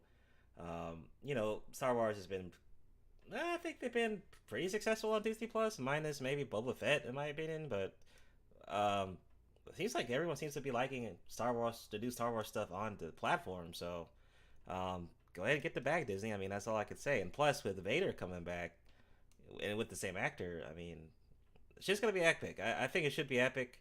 And we got some new Sith in there. We got some newer characters from the animated series. So I'm not like super hyped, but I'm just like, okay, let's see how it goes, and if it's good, cool, I rock with it. If it's not, then I'll just roast it after anyway on the podcast. So hopefully it doesn't have to get roasted. You know, hopefully we'll definitely. I'll probably try to do a watch party for sure. Definitely on the Discord. But yeah, I'm looking towards it. I really want to see the new Sith and how this Vader's gonna be post episode 3. I think it's gonna be pretty cool. Omega, what do you think?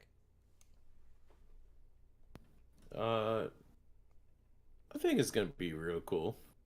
See somebody that you know, like, oh, my force is all drunk or whatnot. It's kind of off the wagon a bit, you know. But yeah, this is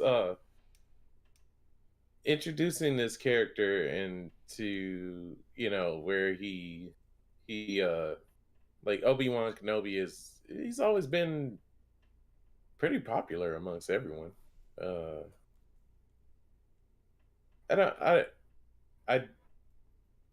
thing with what I'm expecting is just all around good story. Mm-hmm. We'll see. Hopefully we get that. Trunks, anything on? Oh, I know you still need to watch Star Wars, but anything, Trunks? No, not at all. Okay. All right, next up. So this one was another. This could have been a headliner. Honestly, this could have been a headliner, but there was other things I wanted to kind of put on the headlines. So Embracer Group enters our agreement to acquire Eidos, Crystal Dynamics, and Square Enix Montreal for $300 million. So Embracer Group has acquired these studios and a catalog of IPs, including Tomb Raider, Deus Ex, Thief, Legacy of Kain, and more than 50 back catalog games from Square Enix Holdings for $300 million. As Embracer shared the news in a press release saying that this acquisition includes roughly 1,100 employees across 3 studios in 8 global locations. The deal, if it goes through, is expected to close during Q2 of the 2022-2023 financial year. So this is a big deal. They're getting a lot of IP here. So now they have the responsibility to basically, move these IPs forward or do something with them. I mean, I would assume that buying them, they're going to try to make some moves with that. Hopefully, because, Deus Ex was definitely good. Their last game was really good. Mankind Divided was really good. I enjoyed that one. Even the Human Revolution one was good. Tomb Raider, on the other hand, like the first 2 were good, but I did not play the third one. But I mean, they're both good game series that will definitely make some money. Thief was like my first game I got on PC, and it was just okay. I didn't like the stealth crap, but it was all right. Legacy of Kain, I've heard of it, and I know it's like kind of like an OG series. So, I mean, as long as there's new games being created, I don't really care what studio or what company acquires what. Just make some good games and release them on, during a reasonable time frame, and I'm pretty much down for whatever. So, hopefully this is a positive for gamers and not a negative. I mean, that's just the main thing here. Is there anything on this one? I think this is a big grab. Huge. Tomb Raider, is it's got a staple. It's a staple franchise for gaming. I haven't played Deus Ex, but Legacy of Kain, that would be an awesome one to have come back. And we're talking about Square Enix, so we can't leave out Final Fantasy. Right. So, I mean, they've got some good core historic game franchises here for to make some money and do some big things off of. I'm not gonna lie, I really would like to see that Soul Reaver coming down the line here later, but we'll see what happens. Yeah, that would be totally a good opportunity to come back on the next gen and just make a dope game. a lot of opportunity. Like you said, Final Fantasy, but let's not forget Final Fantasy 14, man, selling numbers. I mean, yeah, people are committed fans and this community like just massive. So that was a big grab. So I mean, and I think I heard Final Fantasy 16 should be coming out maybe next year or something. I think that's what I heard. I might have to confirm that, but I think it's definitely coming within the 2 years. That's what I heard. Omega, anything on this accusation, this deal? I think the deal is a great step in the direction for any of the most popular titles that we're used to. I do want to definitely piggyback off of what Agent Sama said with Legacy of Kain. Mm-hmm. That would be dope. So, yeah, they just have a amazing catalog. So I think this is a very good deal. Yeah, just don't fuck it up. You know. Right. Yeah. Can't leave out Kingdom Hearts either. So yeah. Oh yeah, shit. Yeah. Yeah. Oh Totally. yeah, definitely Kingdom Hearts. Oh yeah. There's a new. Did we cover that last time? There's a new Kingdom Hearts coming. Yeah, I believe we did bring that up. Yeah. Hey, even we did cover that. Yeah, we did. You know, I always thought if they did another Chrono Trigger, that would be dope. True. Like, definitely, please don't ruin that one though. Like, I know we have our just fond memories of it, but like, hey, Agent Sama put a period. Like, don't screw that. Don't screw it up. Especially, I mean, Chrono Trigger. A lot of people love that RPG. So yeah. The Dre Experience says Sony may be looking to buy Square, so selling off those franchises was a chess move. Yeah. Yeah, totally. Totally. Next up, go ahead, Omega, on the summer releases, movies.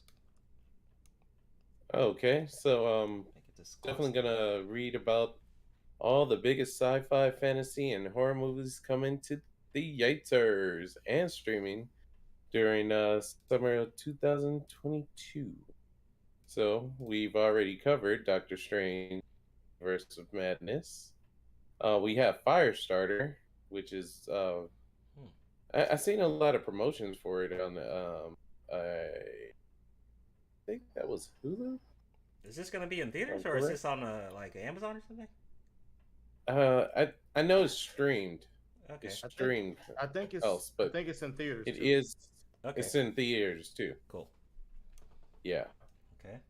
We have The Innocents, which is a kind of indie supernatural thriller. Group of children get powers, and it's kind of cool because it's set between kind of day horror genre. I always find those interesting. We have Men, which is irony is the just horror movie is called Men. But it just asks the question, why are men?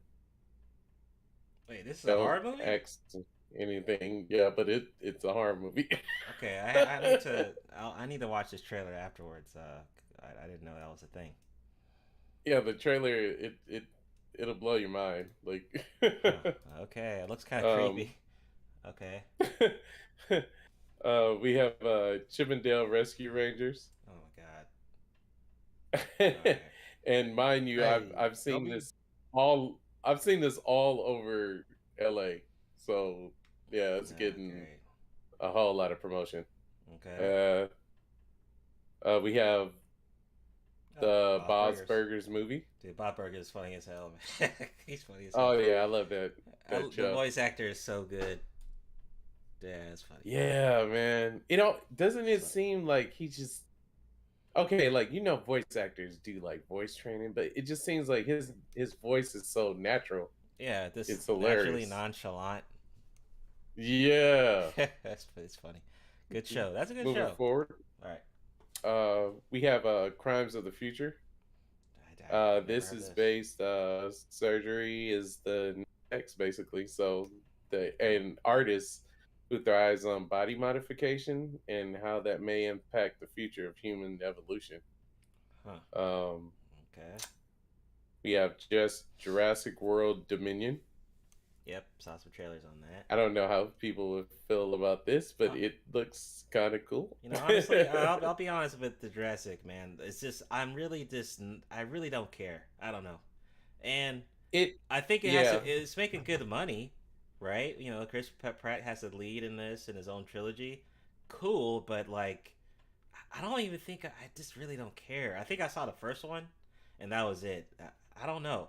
I really don't care about this, man. I think because it's like the island could have been avoided so many times, and now we're to okay, now they live amongst us.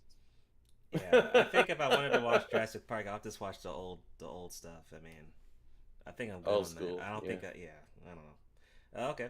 So we have Pixar's Lightyear. We're seeing a pretty good glimpse in the origins of what Buzz was all about. Dude, man, shout out to Chris Evans. Man. Chris Evans getting the bag. Definitely. Oh yeah, definitely. We have Spiderhead from the writers of Deadpool. This one to me was kind of almost similar to an anime called Dead Man's Wonder. Oh, I've heard of that series, but I didn't watch it, but I heard of it, the anime. Oh man, amazing series. If anyone has, you know, they'll possibly might enjoy this movie because it's a thriller, definitely a sci-fi thriller about a prison where inmates roam freely as long as they allow the people who run the place to experiment on them with life-altering drugs. Yeah. So next we have Brian and Charles. This is another sci-fi. It's kind of like a blending of endearing. Mostly might be something where a robot is a friend kind of thing.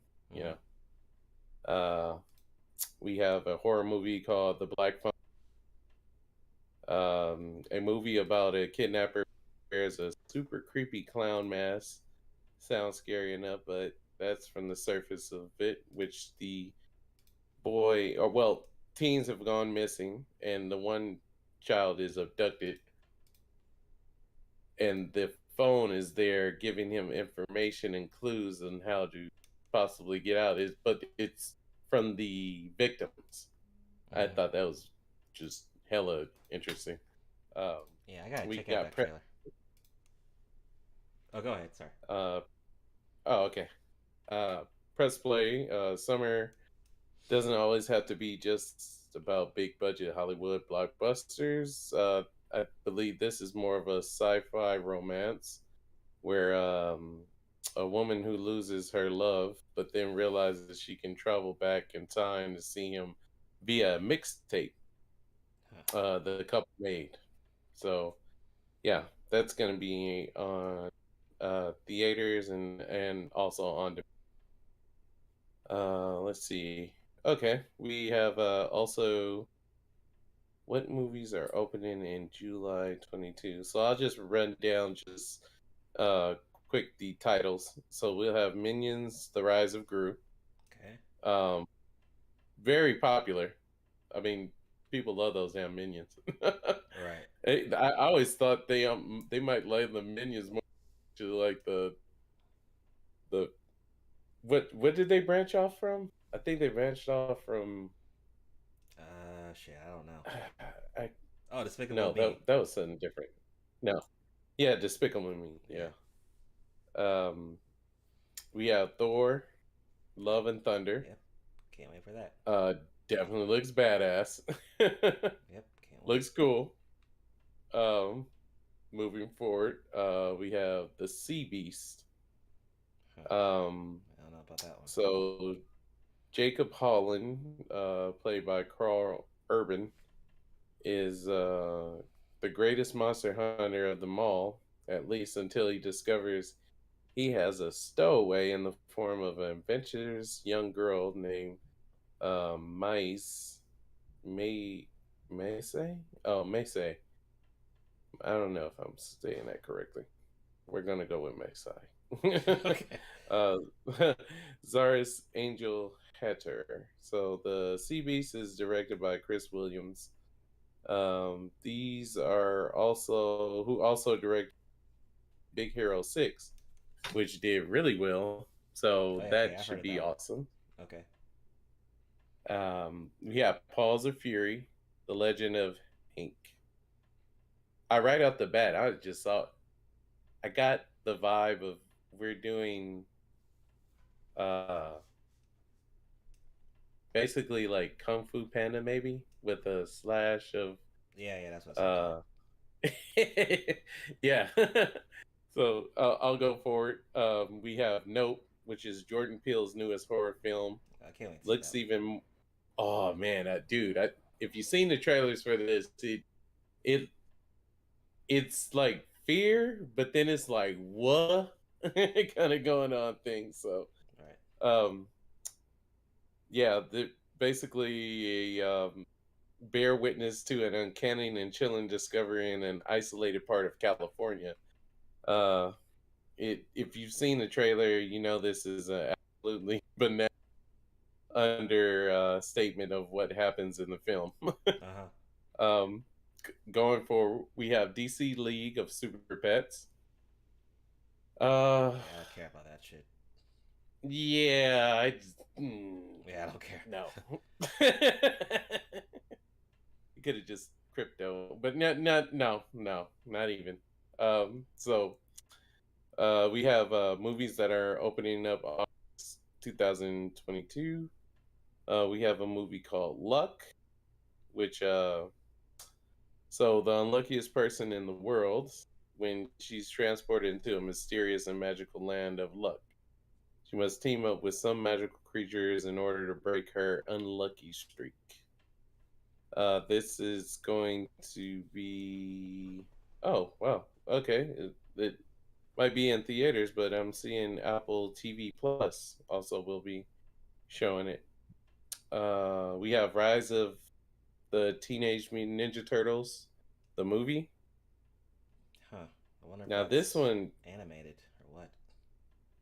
Yeah, that's what I'm thinking. Like, this one is almost like anybody remember the video game Turtles Lost in Time? It might be as similar to this.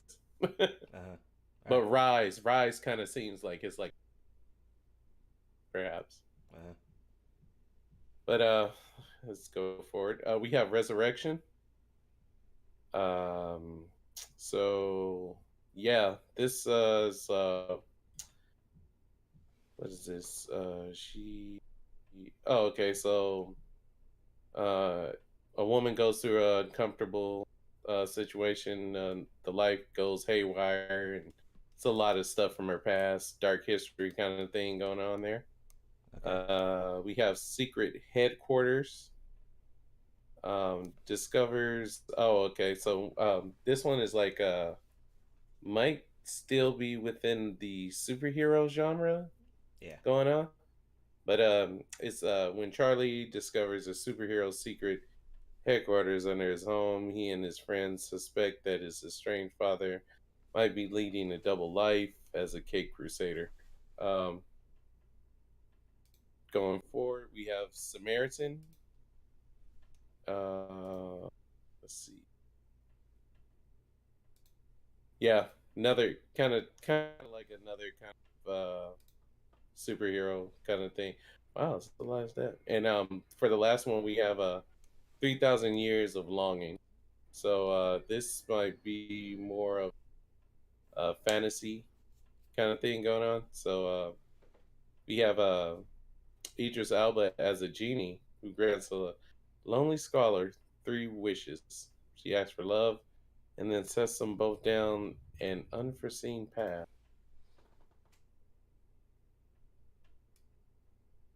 Okay. So, yep, a lot of stuff to be watching. Okay. Yeah, was long as shit. Isaac, go ahead with Alan Wake. Oh, sure. All right. So basically, here I got from IGN is that Alan Wake has a TV show in development at AMC. Um, it's one of Remedy's biggest dreams was to bring the TV series to life. Now they've announced that AMC has picked up the rights to develop Alan Wake for the small screen. I mean, if you've ever played the game, it had a lot of TV show references on the screens of in the world. It was a very good game, even though it pissed you off because Alan had that smoker stamina. You always seem to get tired after about 2 seconds of running. But it was a great game, wonderfully done. So I'm really interested to see how they're going to bring this to life on the TV show, on the screen, TV, and see. Hopefully, they'll have some quality writing and quality acting for this. So I'm really interested to see how it goes, and I think can't wait for another Alan Wake 2 down the pipe. So we'll see how this goes. Now, go ahead. Oh, wanted to say, this also you also got 2 other video game adaptations currently in the works for TV, which Last of Us, and then Twisted Metal.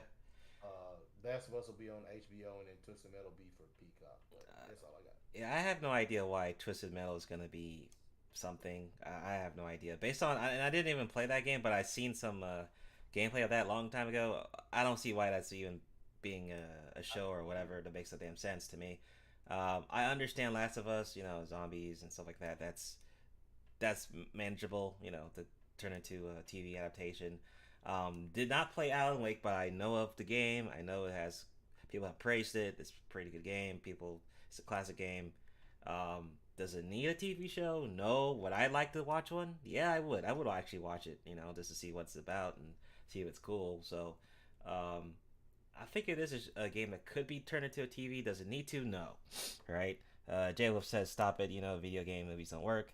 And well, you're right. I mean, we don't have a good, there's not a good track record when it comes to video game movies or TV. I mean, the last one we had success was Sonic. The sequel's been doing really good, and the first one did really good. This isn't even a movie. This is a TV show. So right. I don't know if you've had any good video game TV show. Halo? I don't know. It's decent. Yeah, it's decent. It's definitely better than what they got on the CW. Oh man, don't worry. I have an article on that. Don't worry. I mean, we already covered that before, but whatever. Yeah. I'm gonna keep going in on that. My bad. So yeah, I'm definitely gonna check it out. What do you think, Trunks? Anything on this? Do you care about Alan Wake? Anything on Alan Wake TV show? No.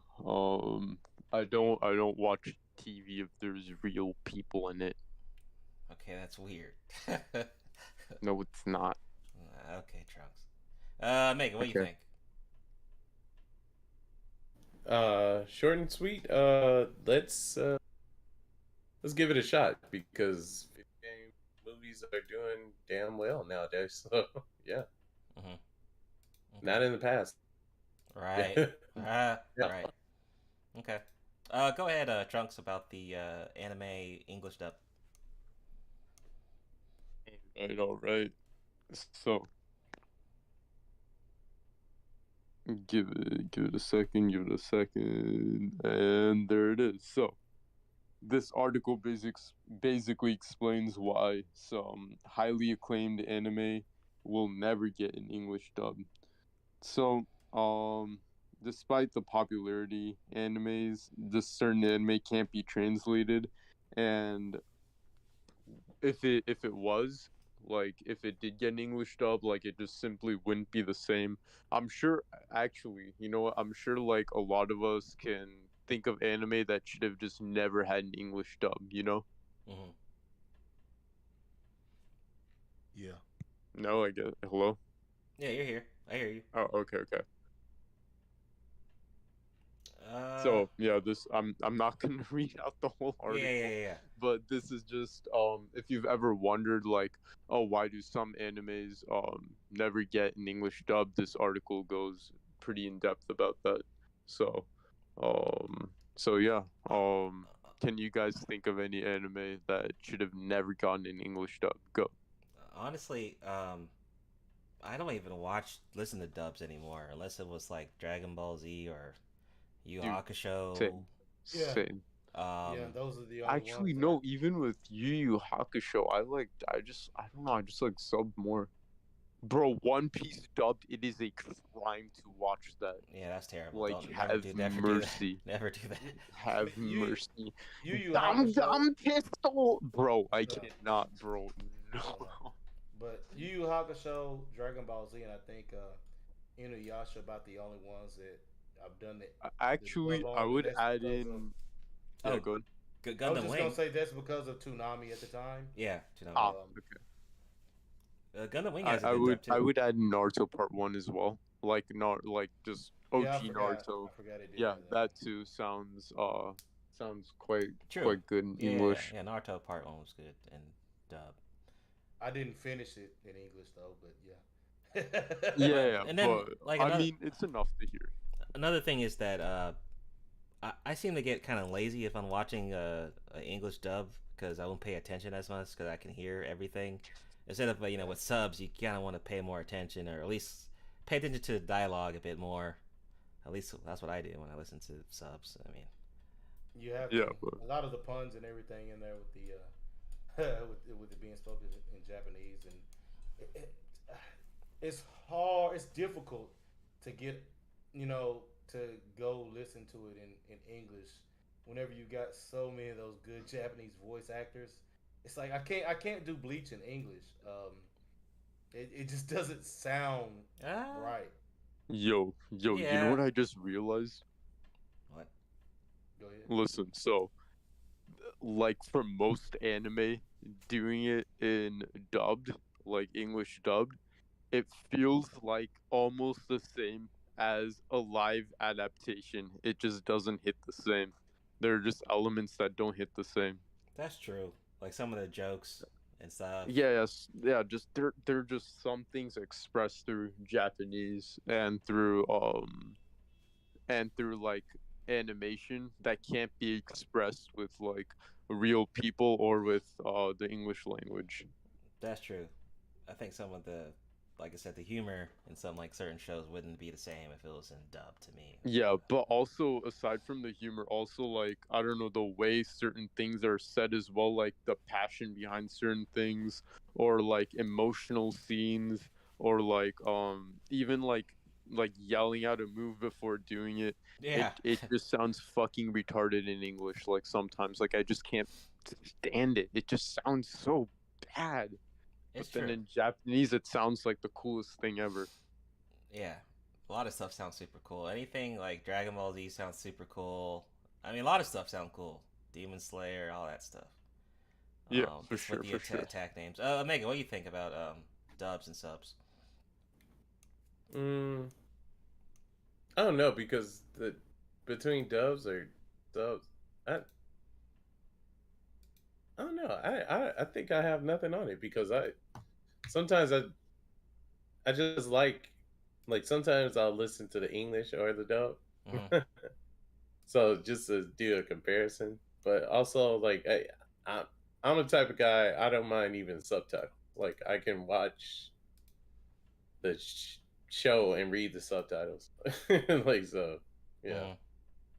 Guess it doesn't affect me none. Okay. All right. Next up. So this one was kind of interesting, and I kind of had a feeling. I think we were talking about this before, and then, ironically, there seems to be an article about it. So, new Nintendo console releasing in 2024, says analyst. There have been a couple rumors about the next Nintendo console being on the horizon. Many of these rumors have suggested the console will be the successor of the Switch. But if you know Nintendo, they rarely take the predictable route. Analyst in question is Piers Hardings of Ampere Analyst, who claims that he and his company are forecasting the device to release 2024. So that's really a really good prediction in the way I see it. Because if you look at the releases of the games recently for Switch, I feel like it's been a lot of crazy ass droughts recently. This crazy, and then like remember what happened with Breath of the Wild 2 getting delayed to next year or whatever. I mean, that was supposed to be a big title. I think it was Splatoon 3 might be coming this year, and then we got what's that game? Damn, Chronicles 3. What's that RPG? Third game's coming out this year. Does anyone remember that title? My Starfield? Nah, that's the Xbox. We're talking about Nintendo. What's that? Okay, my bad. What's that? This JRPG supposed to be coming out. But anyway, I think an upgrade needs to happen. I like I said, I've always been saying that Nintendo gets held back because of their hardware, and that's the annoying thing. Like they said in the article, the unpredictable. They're not predictable. Nintendo likes to like just switch shit up and I want to be unique just because, and then it makes no damn sense. But the Switch, they got it right. I mean, it's been dominating with huge sales. So,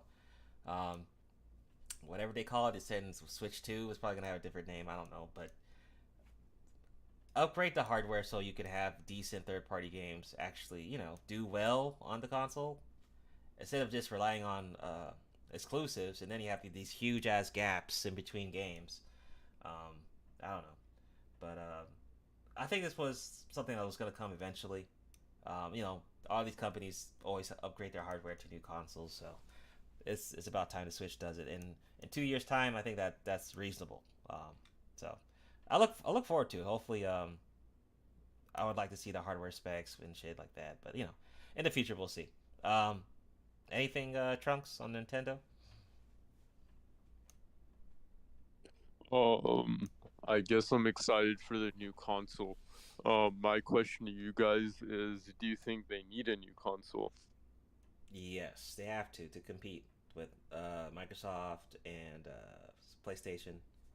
They have to. I mean, they're in competition. Will you be getting it? Will you personally be purchasing one? Probably. I mean, if I want to play, because we don't know if Breath of the Wild 2 is going to be on the Switch. I mean, we don't know. It might be on this new console. I mean, all the other games. So I'm probably going to get it depending on what is being offered, right? Pokemon shit. I mean, everything is going to go on there. Eventually they'll stop supporting the Switch. So I might get it. This for those exclusives, I mean, Pokemon and the RPGs, JRPGs, and all that stuff. That's why that's the reason I would get it. So yeah. Sure. What are your thoughts, Eisen, on the new Nintendo apparently coming out prediction? Okay. I think if Breath of the Wild is supposed to be as pretty powerful, supposed to take up as much power as it's supposed to, I think it's a pretty good reason to have a new console coming out. Zelda, Mario, Metroid, those are stable games for their franchise. So, I mean, what other better way to introduce it than with Zelda? So, go ahead. True, like a bundle, whatever, like it did with Miles Morales for PS5. Yep, that's a good point. Omega, what do you think about a potential new Nintendo console coming in the future? I think it's going to be a great. Nintendo has definitely been putting out some great titles. So, yeah, I'll keep it very short. Kudos to them, especially I mean, people like to see these games that they pay for. I mean, they play for years upon years, man, and they just like them revamped. So, Super Mario GTA or something, who knows? But yeah. And Death Racer says, doesn't even feel like it's time for a new console, but that depends on how far Nintendo is going to go hardware-wise. I agree. Like, and this prediction could be like this, like a continuation of the Switch, like they said in the article, Switch 2. So it could still be called the Switch, just maybe a more advanced, kind of like a PS5 type Pro that we know is going to come out. I mean, it's going to come out. We're not dumb. PS5 Pro is going to be a thing. you know, or like the PS4 Pro. So maybe like that. Maybe that's what they're kind of going towards. That makes sense. But we'll just have to see. You know, we'll just have to see on that one. All right. So next one, we have a lot of stuff. I mean, it's May, so a lot of stuff from news-wise.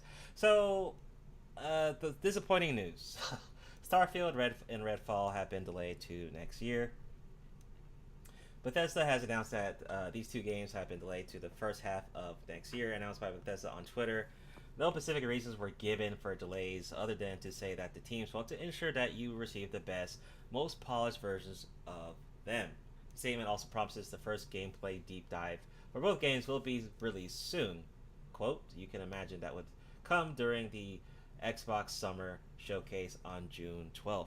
Now, most likely I'm probably gonna stream that on the Discord, so we can all watch it and just see how it goes and roast it and all that like we usually do.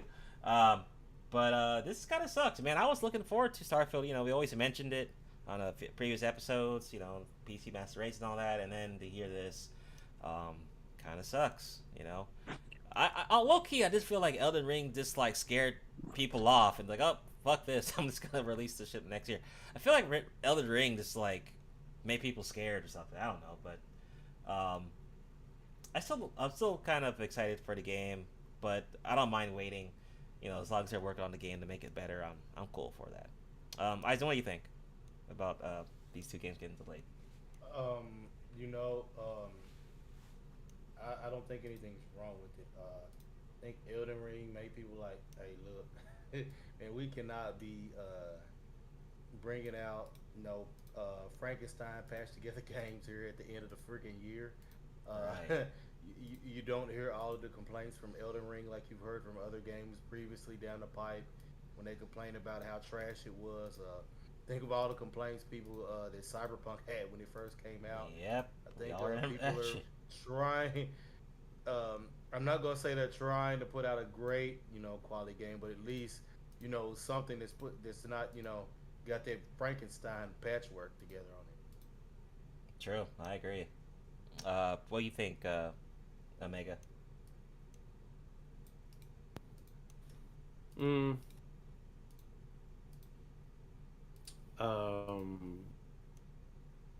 Dang, I got nothing. Okay. No prop. Trunks, anything on that?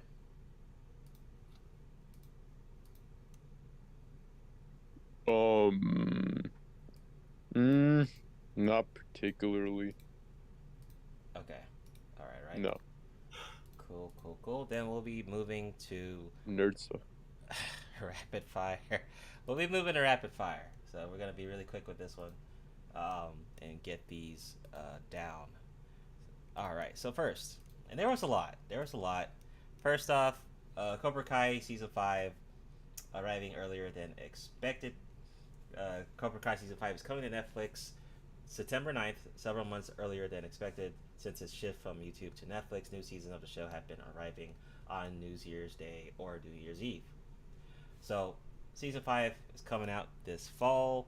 I've been enjoying Cobra Kai a lot, actually. So it's actually pretty cool. I'm surprised how successful Cobra Kai has been, but definitely look forward to seeing Season 5 and checking it out. So that's my quick bit on that. Any thoughts on Cobra Kai Season 5, anyone? Before I move on? I haven't seen Cobra Kai, but totally worth it. It's probably one of the shit flick shows that I've heard positive things about. Yeah, man, it's worth it. Anyone else? All right. Go ahead. Yeah. Definitely been enjoying the whole. I don't know. It's just been awesome. So yeah.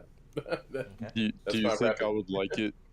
Yes, I do, Trunks. But you have to watch Karate Kid 1, 2, and 1 and 2, and I think it's 1 and 2. I would say if he watched like a really long time ago. If he watched 1, he should be up to speed. Okay, Well, true. Yeah. Well, 1 and 2. You know what? You could probably look up like a Karate Kid overview video. I mean, I watched it, but it was like a very long time ago. Oh, okay. Yeah, you'll be all right. You'll be all right then. That's cool. You'll be all right.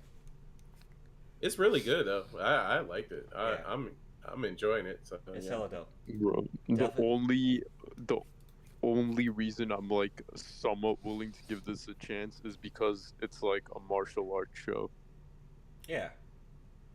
Like, Martial so arts does that, like, slash Power Rangers. So it's like consistent with the fighting scenes and stuff, right? Yeah. Yeah. Legit.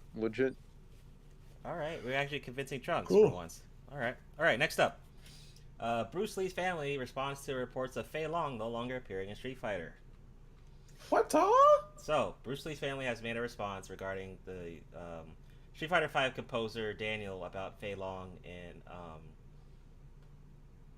I don't even know how to say that word, honestly. It says, when asked for a comment on Twitter, the official Bruce Lee account responded stating that Lee Holmes' comment about the Lee family are entirely false. We never made any comments of this nature.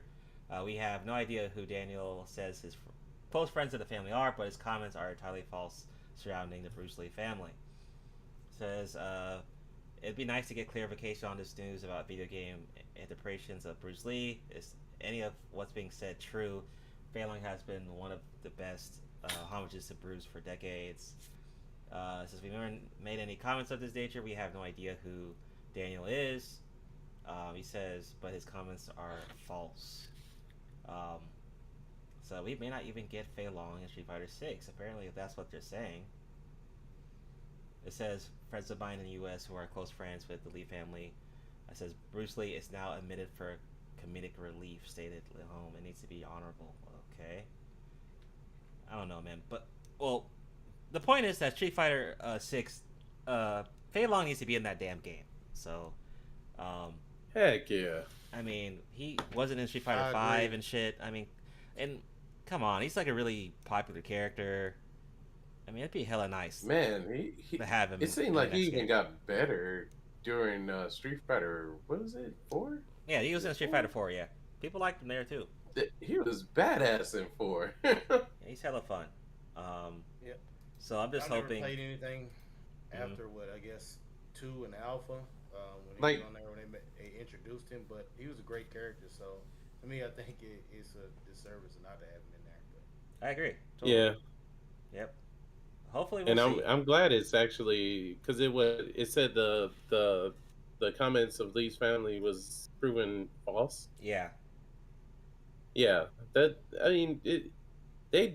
do. I mean, I understand the aspect of your family member that you must beloved, a caricature, Yeah. But Capcom does Fei Long justice, dude.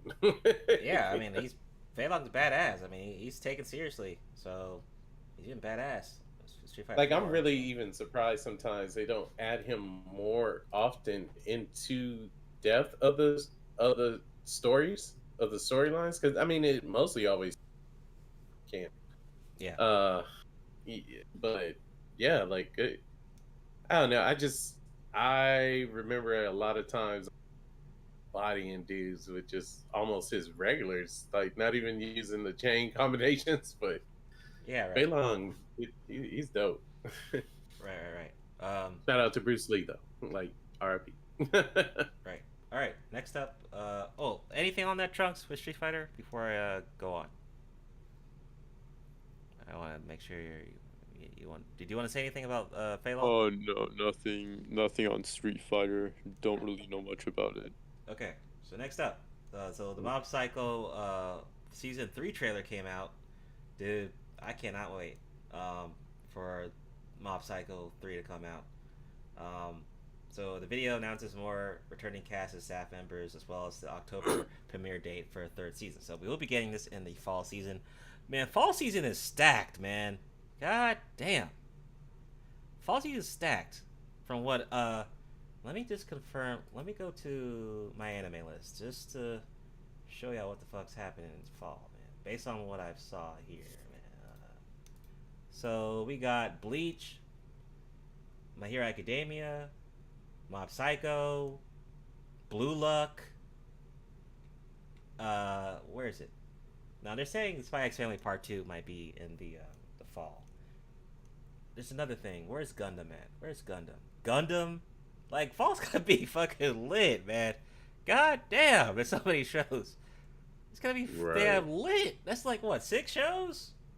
6 shows. 6 shows. Shit. God damn. And then there might be some other ones being announced, but fall season's gonna be lit, though, man. Heck yeah, Jujutsu man. Kaisen rumored for fall, or was it, I couldn't remember if it was fall or winter. For what? Yeah, damn. For what? Jujutsu Kaisen. Ah, shit. I couldn't remember if it was fall or winter.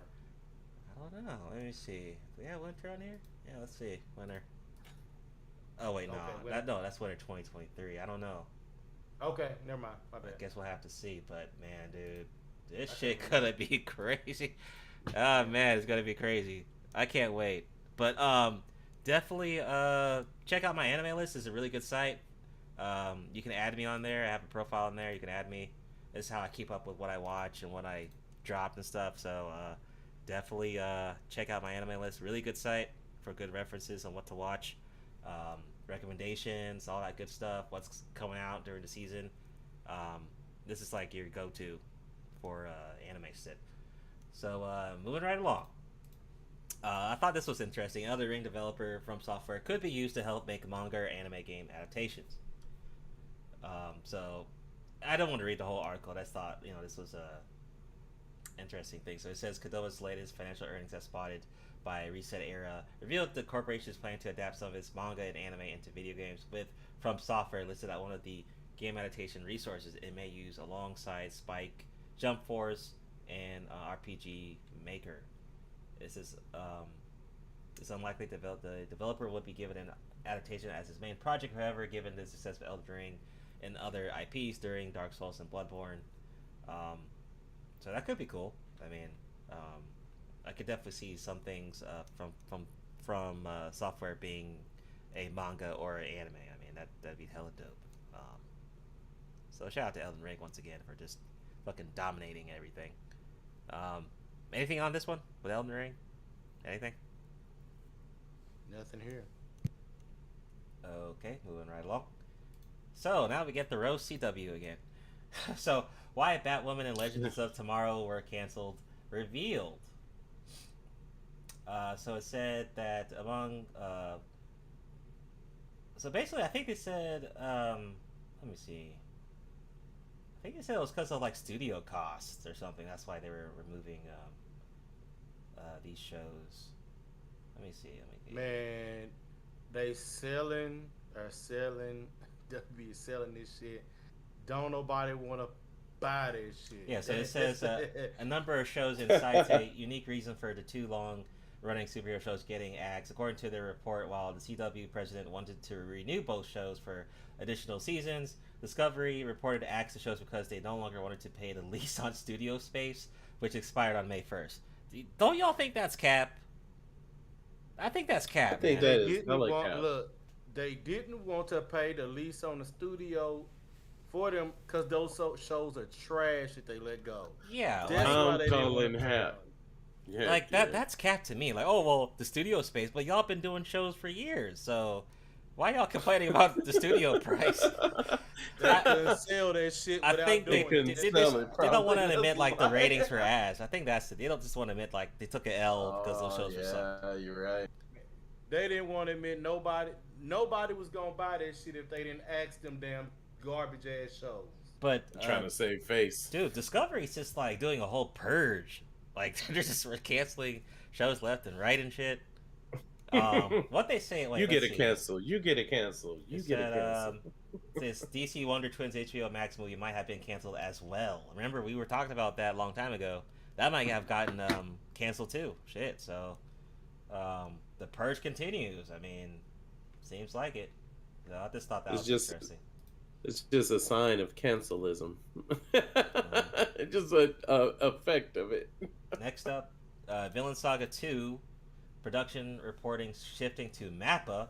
So Villain Saga anime series is one of the brand faces for Wit Studio, After the announcement of Season 2, fans were expelled. However, according to the recent rumors, looks like we will be getting a new studio not only for Season 2, but for the rest of the remaining series. It was revealed that the core staff that worked on Vinland Saga has moved from Wit Studio to Nappa. The studio change news came from the manga creator and the anime director, and who held a combo with the fans on Twitter Space. So it's been confirmed. The anime staff is now editing the trailer for Season 2. So the trailer for Vinland Saga is expected to release fairly soon, dude. Cannot wait for Vinland Saga 2, man. And yeah, baby. If we can get like a confirmed premiere date, it better not be in the fall. I swear to God, dude. Fall's too loaded up. Like, move it to the winter or something. Like, don't put it in the fall. There's too many shows, man. Like, move that shit to the winter. But I cannot wait to watch Season 2, man. Cannot wait. Vinland Saga was so good. Definitely watch it. Highly recommend it. The shit was dope. It's gonna be off the chain, dude. Yeah. Heck yeah. That shit was dope. But yeah, man, that was our rapid fire for this episode. Be sure to like the video, subscribe. We'll be doing our next episode 14 early June. I will have the dates, give out the dates on like the community tab, stuff like that. Join the Discord for updates on videos, podcasts, and all that good stuff. Shout out to people that came in and pulled up to the chat. Death Racer, Wolfman, Dusty, what's going on? Shout out to you, the Dre, Jada Conqueror. I think we saw Dorian here. Shout out to you, Judge Zilla. You're crazy ass. Shout out to you. Let's see, who else? Dane, shout out to you. D Wayne, shout out to you as well for coming through. So we'll see y'all for coming. On the next episode. Check us out on the playbacks. And yeah, if you want us to cover something, just message me or message any of us on the Discord, or just email me. Yeah. So anyway, have a good rest of your night, and we'll see y'all later. Peace out. Peace out. Definitely shout out to our IG.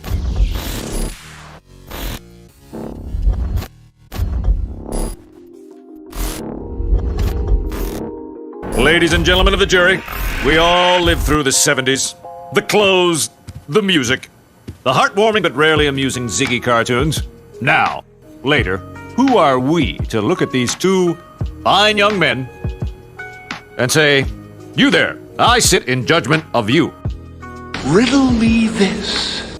But there could be more to the case than meets the eye. Hadouken! What are you going to do, Space Ghost? I'm combining the stun ray with the force energy power. Your soul is mine. You seem to be well grounded in the case files, Detective. Tyrannosaurus! The SoulProvider.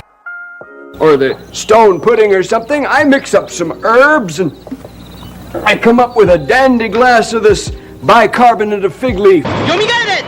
Nebula-chan!